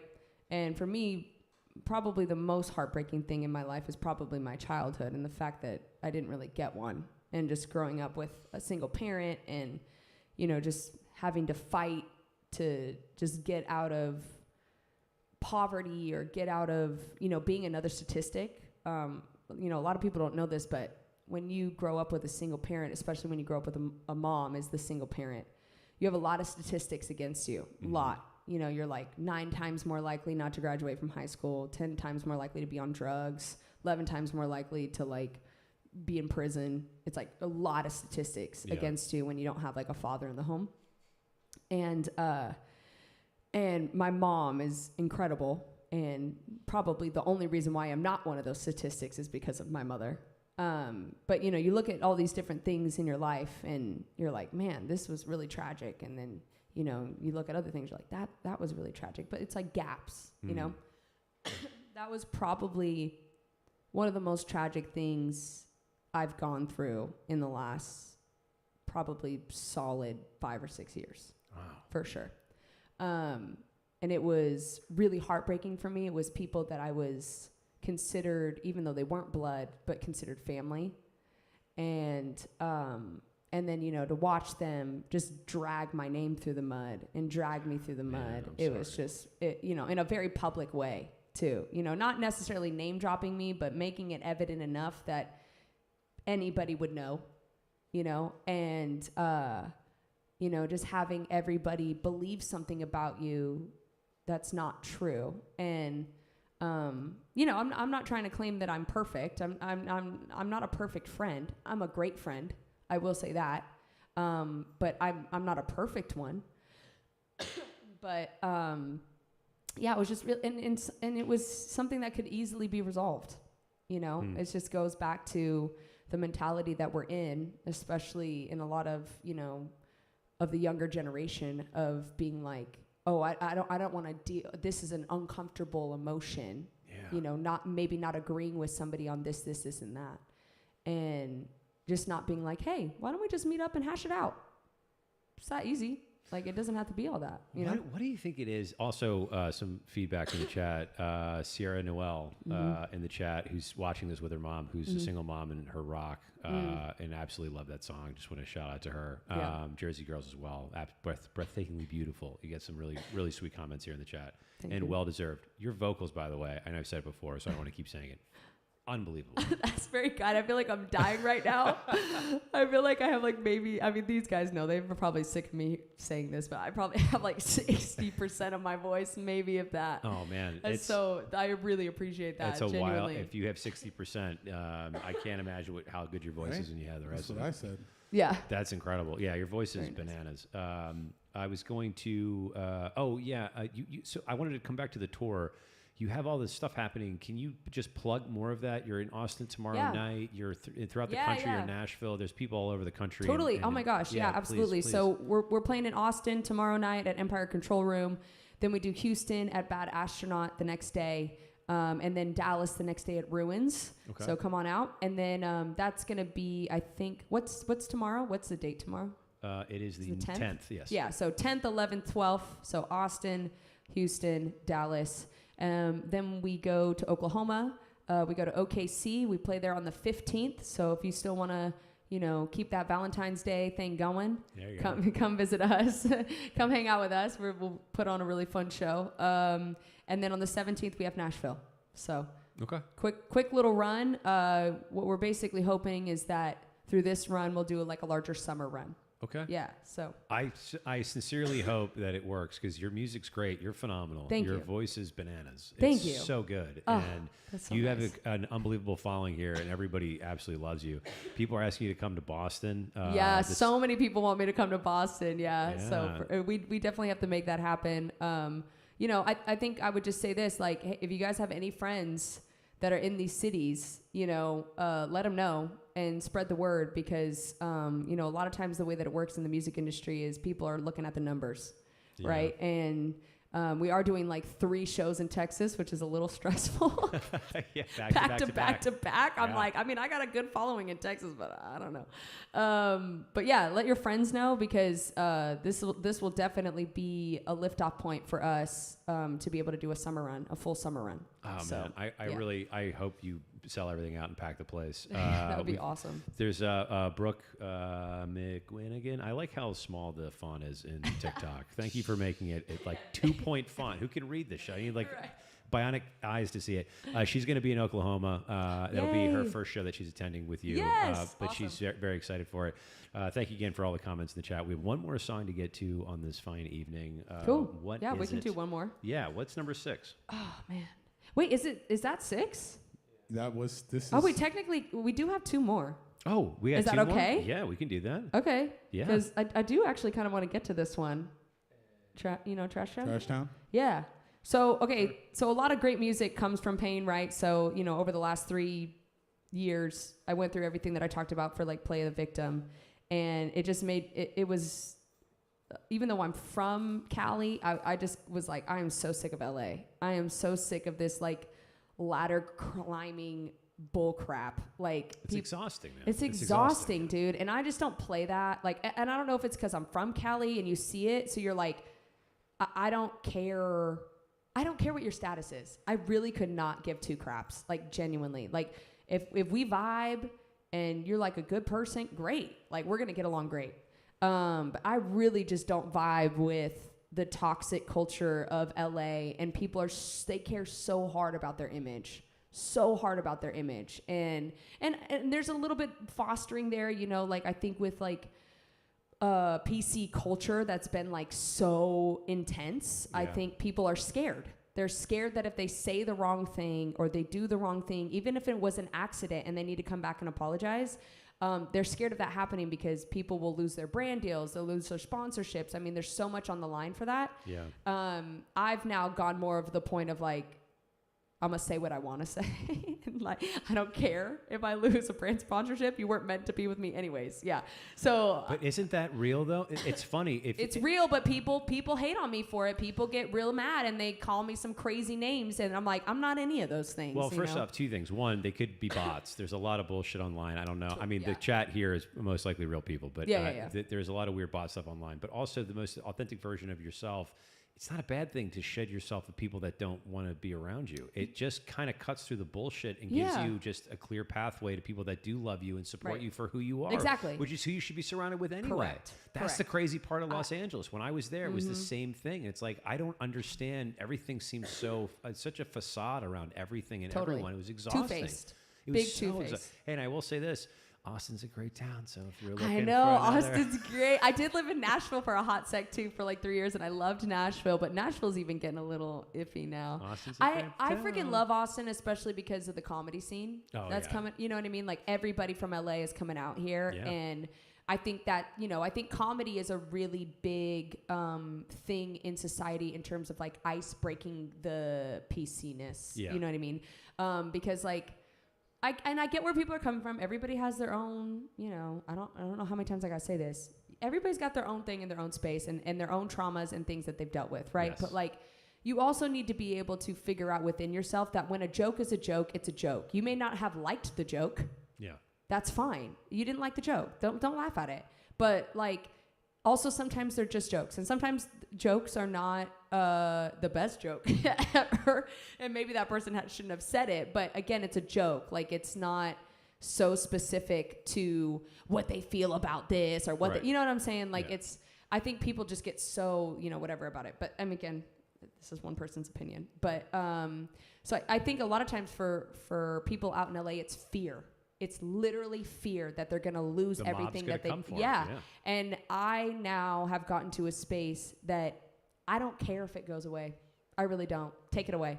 I'm not, my identity isn't wrapped up in this. Yeah. Like, I mean, I love being an artist, but that's not my identity. Yeah. Like, we so as a society wrap our identity up in what we do for work. You know, you ask people, you're like, tell me about yourself. They're like, oh, I'm a banker. Yeah, That's not telling me about yourself. Yeah. That's what you do, Yeah. right? And so I've really tried to come from a space in the last like 2 or 3 years because I had lost everything. I had lost all my connections, lost all of that from one person. And I was like, you know what? I don't give a rip. I don't have anything to lose. Yeah. So I'm going to be out here doing what I do, and I'm going to be clapping back at the comments. I don't give a rip. Like, if you want to come in here, you know, this is a pop punk page. Like, if you want to say something crazy, just know I got jokes for days. So if we're going joke for joke, that's cool. You know, I mean, I'm not going to get butthurt about it, you know, but it seems like you might, but whatever. We live in wild times. We live in crazy times. And, you know, I think when I did that, I actually opened up a lot more people that followed me that I wanted to follow me, that had the same kind of like dark humor as I do, and everything's kind of a joke. Nothing's really that serious. You know what I mean? Kind of thing. And not everyone's like that. Well, life is also 10% of what happens to you, and then 90% of how you react to it. Right. So if everything's a problem, then nothing's a problem. So that's that. You just find yourself in this weird death spiral. I don't get it. It's just, and also like, I think it's a hard life to live to constantly be offended. Yeah, it's exhausting. It's exhausting. I'm sorry. It's really exhausting. And so I try to live my life in a way that's, I'm not easily offended. Even when people are genuinely, you know, they're trying to offend you. Yeah. You know what I mean? Especially online. Like, you're like, yo, you're commenting about my weight. You're commenting about my looks. Like, you're definitely trying to, you know what I mean? Yeah. But like, listen here, Chin Diesel, you need to relax. So I'm like, you know, it's just, I'm just like, you know, whatever. But I try not to be easily offended, because I found that I'm so much happier if I'm not, if I'm not easily bothered. You know. Well, also, why give that power to somebody else? Right. It's so true. I'm like. There's a thing about once you know who you are, you stop letting the world tell you. Yeah. And I love that. Yeah. There's a real power in that. Totally. It's like, it's just nonsense. And like you said at the top of the show, it's like misery loves company. So it's unfortunately really unhappy does. people who are bored, and they find shit posting as a mechanism Well, to get that out, I guess. And I think there's something to be said too, that, you know, coming from how I grew up, right, with a single parent, and you have every statistic against you, you can either allow that to define you, or you can be like, I'm not going to be that. Yeah. Right? And so you live your life, or at least I try to live my life in a way that's a little bit different, where I'm not going to allow that to affect me. I'm not going to be a victim because that happened to me. Yeah. I'm going to use that to try to make me stronger, and then be like, if I could do it and have all these statistics against me, you can do it. Yeah. It's that simple, you know? And I think a lot of times it's sad, because I see a lot of friends of mine that allow the statistics against them to define them. And I think it's really important. And again, you know, people have different things and different, you know, statistics that they want to focus on and things like that. But I am a prime example, I'd like to think of, for me, of having a lot of wild statistics just from growing up with a single parent. Yeah. I mean, that's a wild statistic. You have a great role model. What's your mom's name? Give her a shout My out. mom's name is Kathy King. What's up, Kathy King? Kathy King, come on. What's up, Kathy King? Kathy King is a assistant superintendent in Riverside, Hey, California. there you Yep, go. she's killing it. She's amazing, incredible, just all around woman. But I know she would want me to say all around woman of God for sure. She gets up. She is fighting in the realms, I tell you right now. She gets up at 4 a.m. and is like praying her heart out. And so, yeah, she's incredible boss, doing great things for just the education system in Riverside. She's really making a difference. So anyways, shout out, Mom. All right, what is song number 6? This is called Trash Town. Trash Town. All right, over to Yeah. you guys.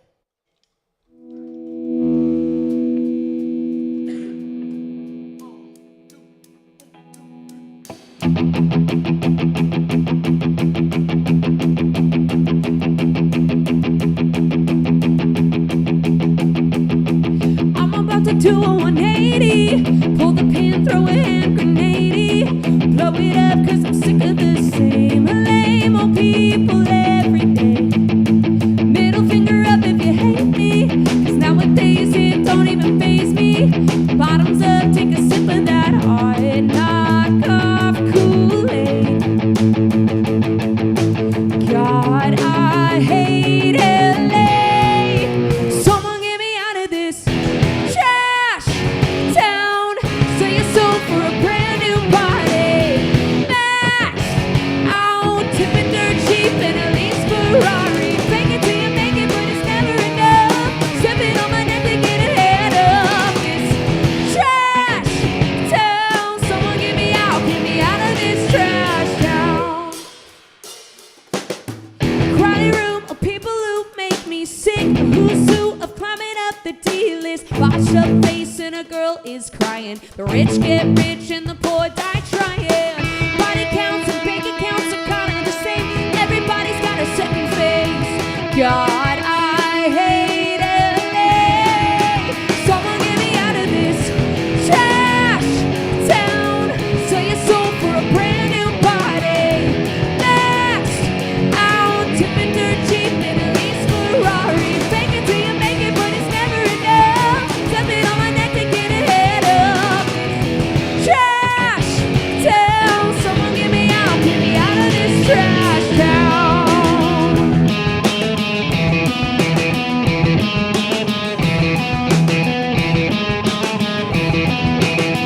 I can count on just one hand the people here that I can stand. I'd rather drink some cyanide and deal with them for one more night. Yeah, they hate my guts 'cause I'm not like them and not enough. Pack my bags and I'm gone. Someone get me out of this trash town. Sell your soul for a brand new body. Maxed out, tipping dirt cheap in a lease Ferrari. Fake it till you make it, but it's never enough. Stepping on my neck to get ahead of this trash town. Someone get me out of this trash town.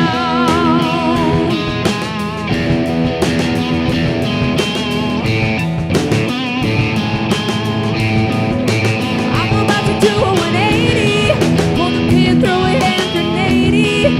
Blow it up 'cause I'm sick of the same lame old people every. Someone get me out of this trash town.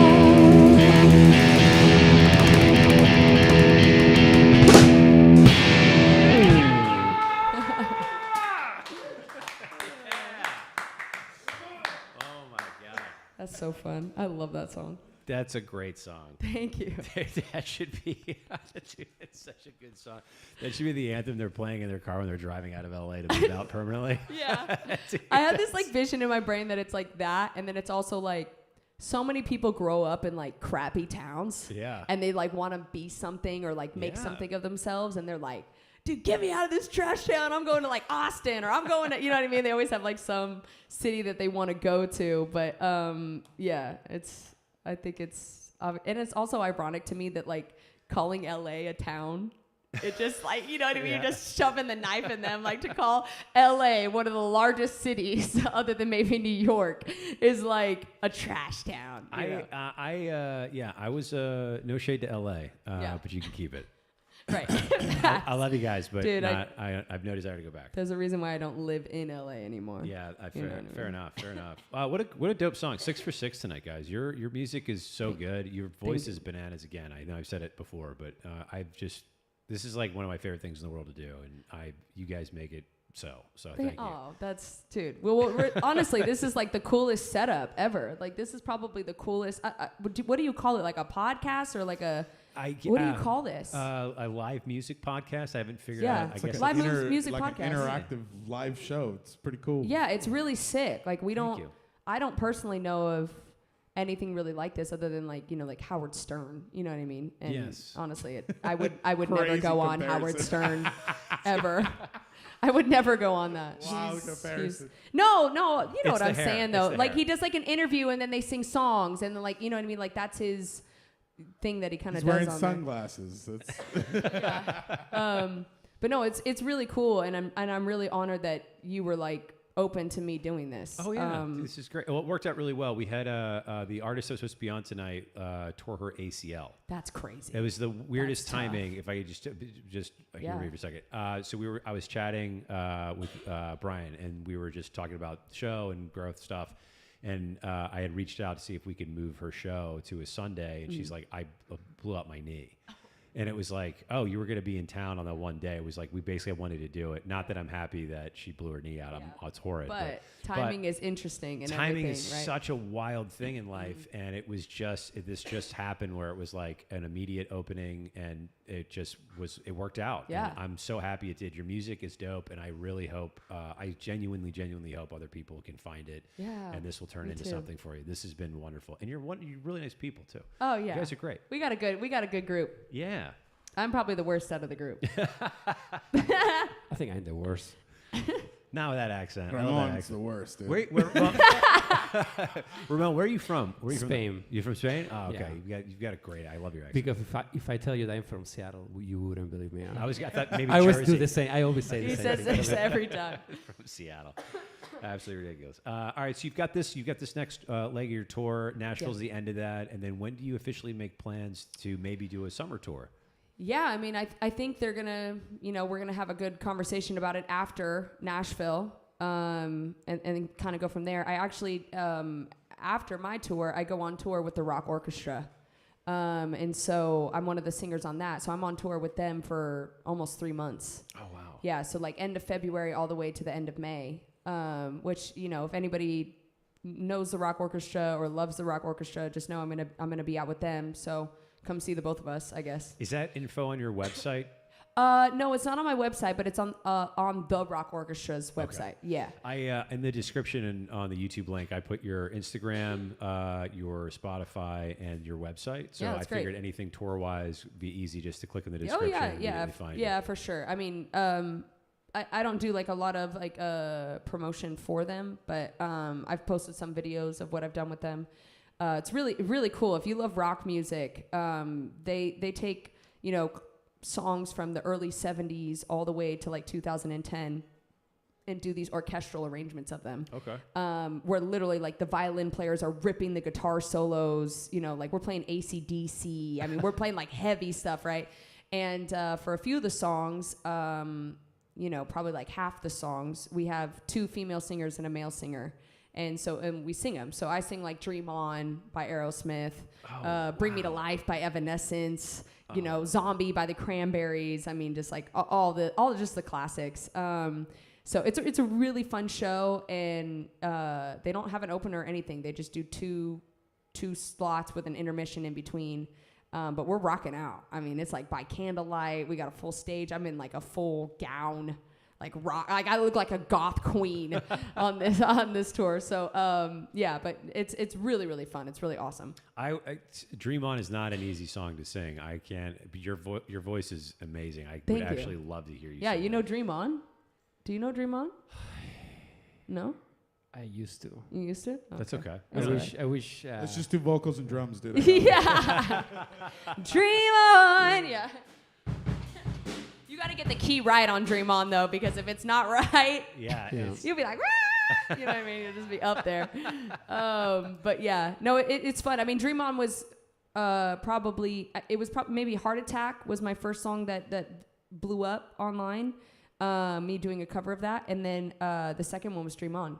Yeah, and that's actually how they found me. The Rock Orchestra found me. They were looking for somebody who could sing Dream On because And it's that's such just- a hard song. yeah. And they found all my videos that blew up from me singing Dream On. Yeah. I will find the link. Is that on YouTube or TikTok? Or? Honestly, I posted a few clips on TikTok and on Instagram. Okay. Yeah, I will yeah, try to find You'll notice I'm in a crown and like a gown. Oh, okay. Yeah, so you'll I'll try see to it. find the clip and put the hyperlink in the description. Yeah, so when yeah. people watch this after, Yeah, they can just click it's. and I mean, yeah. If you go to YouTube and type in the Rock Orchestra, we're trying to work on their social media, but they like you'll find people of just posting their own clips, and there's a few on there of me for sure. Yeah. So. What is your this is a song? It's a question earlier somebody asked, and I never got around to asking it. Favorite song to cover? Ooh, man, that's hard. Should we roll a dice? Yeah, should we? Dude, I almost brought the dice to do that. Really? Wouldn't that have been fun? We do this thing on tour where we call it roll of the dice, and we have a big blow up dice, and we let the fans roll it, and whatever number it lands on, it correlates to a song. Oh. And so we have like a cover song. A cover, yeah. Yeah, and so we've so far on the few that we've landed on, we've done a punk version of 1,000 Miles by Vanessa Carlton. Number six. Yeah. I think that was that 6. No, No, that no, wasn't no. number That 6. was 2. Ah, it's true. Number That was two. 2. Number 2. We did 6 was My Own Worst Enemy Yes. by Lit. It's a great song. Yeah, and then we landed on 5 last night, and we did all the small things. Yeah. Okay. So it's really fun. People have fun with it for sure. So, but probably my favorite covers, honestly, it's probably Dream On. I love singing Dream On. God, it's I such a hard freaking song. love it. Yeah. It's so fun, and it like, I mean, it'd probably be hard for me to sing it right now, but I was gonna say maybe not push your because you do have a show tomorrow night, and Yeah. I don't want to mess. yeah, your I mean, it's actually funny the way that the voice works, because when you're up there, it's actually easier. It's when Oh. you're in the middle of your register over and over and over again that your voice gets tired. So, but yeah, when I'm up there, I'm up there. It's just I'm just floating up there. floating up You're there. Yeah, six, like- 6 Amen, feet brother. up. Yeah, I know. Like It's this, yeah. it's 6 crazy. feet off the 6 ground. feet off the. He's trying to bring 6 feet back. That's crazy. There Good you job. go. I loved There that. you That go. was good. Hovering 6 feet over it. Well done. Yeah. Great It's callback. it's Yeah. gotta be Understand? that. Great callback. Yeah. It's just the coolness about that song is the lack of structure. As a songwriter, it's very interesting that the structure isn't correct. Oh, Like okay. so it like normally a song would be like verse 1, verse 2, chorus, verse 3, chorus. Like the chorus is really the Dream On part. It's technically the chorus is the sing with me, sing for the year, right? And that's the chorus, but it has like verse 1, verse 2, break down with the little dee-der, dee-der. Then it comes back to another verse. It's like 3 verses before it comes to the chorus. The 70s, right? Yeah. Yeah. Here you go. It's just like, yeah, Lots it's of weird stuff. and going then on and then in there's singers. another breakdown. There's like another breakdown, and then it goes back to the chorus twice, and then it goes to that bridge, and then it goes, it's a very interesting structure. But then what's also cool about it as a singer is you're really not giving anything away until the end. So it's actually relatively easy to sing Up as until- long as you can hit the thing in the bridge. Yeah, so up until that So if you one. can get up to that, then you're golden. You're a golden goose. But if you can't get up to that, you're screwed. But if you're like, for me, I like that area. It's easier for me to sing up there because I have a lot of opera training as well. So like getting up there. You had opera training? Yeah, I have How did this not come out earlier? Yeah, What? I have a full vocal performance degree, and it's all in opera. Oh my God. Yeah, That's yeah. wild. So I have a very weird training background because I grew up singing rock music my whole life, like classic rock, and mimicking, also all the female heavy hitters that were on the radio at the time, like Alanis Morissette, Heart, freaking, you're talking about Mariah Carey, Kelly Clarkson, Yeah. like Whitney Houston, like those are all the singers. So that's why I'm like a belt vocalist, because that's what I grew up with, was all those things. And then when I went to college for music, I had to train as an opera singer because that's the only option when you're in a liberal arts school. Oh my God. So then I trained in opera.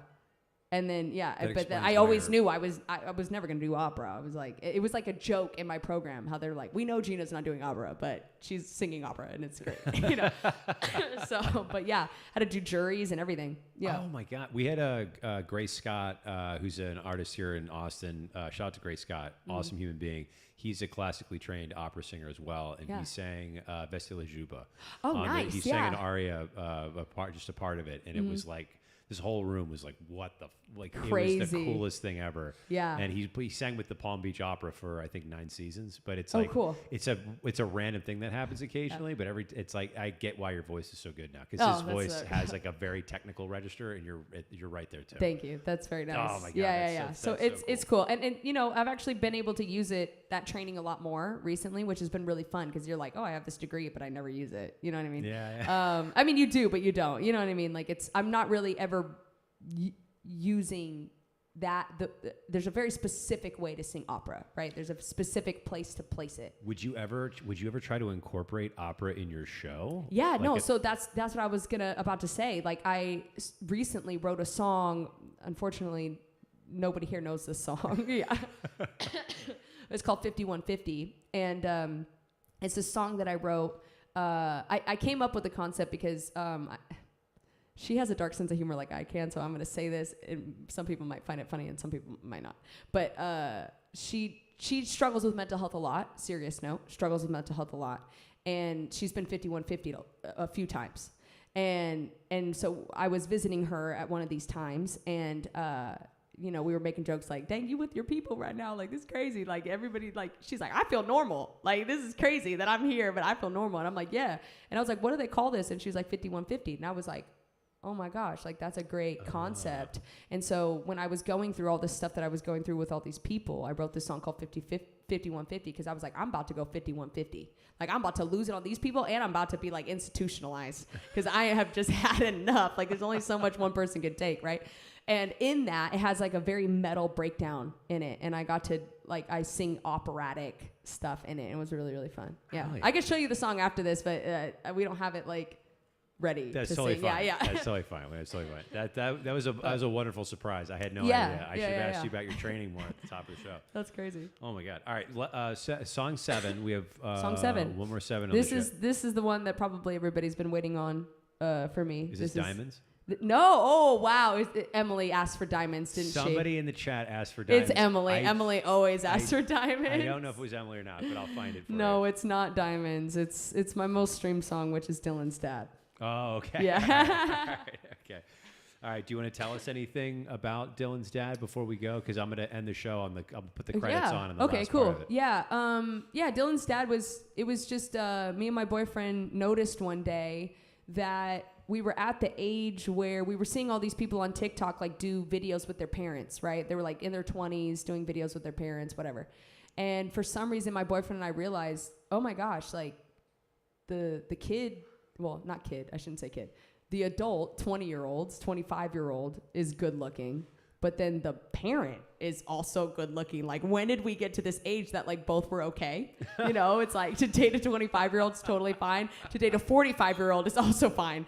We were what is going on here? And so I went into a session, I was probably a month later, and I texted my songwriter and I was like, yo, I have this concept to write the reverse, the female version of Stacy's mom. And she was like, oh my God, that's so sick. And I was like, here's the story. And then also I had a story from college where this friend of mine, she had freaking hot brothers and her dad was freaking hot. And all the girls on our floor were like, oh my gosh, her dad is so hot. Her brothers are hot, but dang, her dad, her dad's ripped and he's 50. And we're like, what the heck? It's crazy.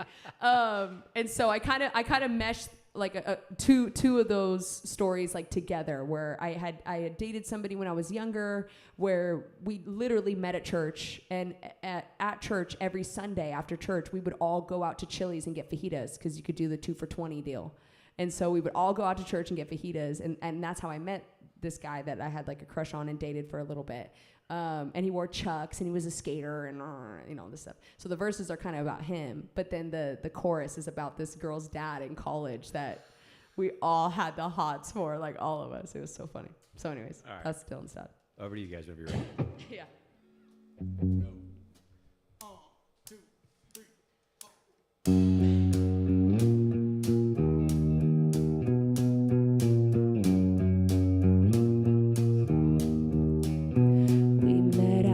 And then we got some fajitas. Got me to like him without any tequila. I know he does everything right, and he gives me butterflies. My best friend tells me that he's a keeper. I really like Dylan a lot, but Dylan's dad, he really drives me mad with his sings in a cover band. Yeah, he's super hot with his ripped down blood. Oh my God. I like Dylan a lot, but oh man, I love Dylan's dad. I'm at the age, what age is only a number. Too old to mess around, but too young to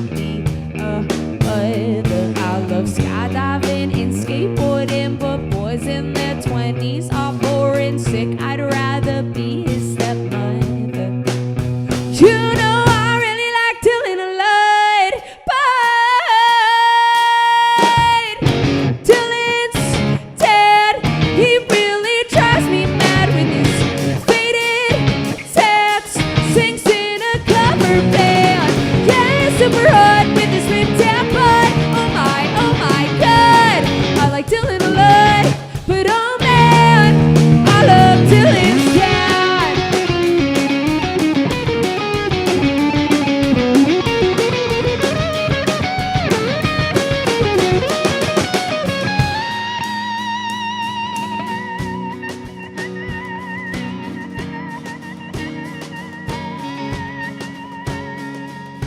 Dylan, you're so hot in your chucks. Wish I didn't like your old man so much. Oh, Dylan, you have so much to offer to somebody's daughter, but it's hardly makes my heart stop. I cannot love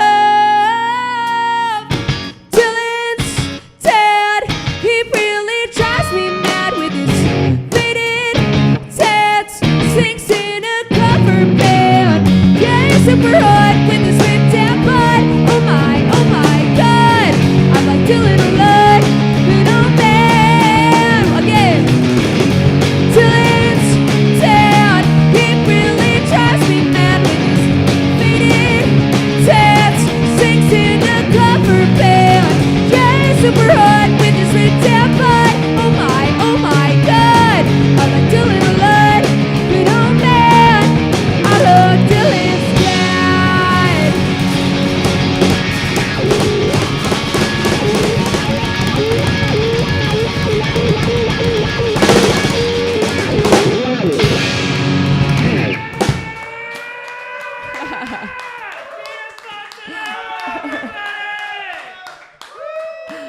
Thanks, guys.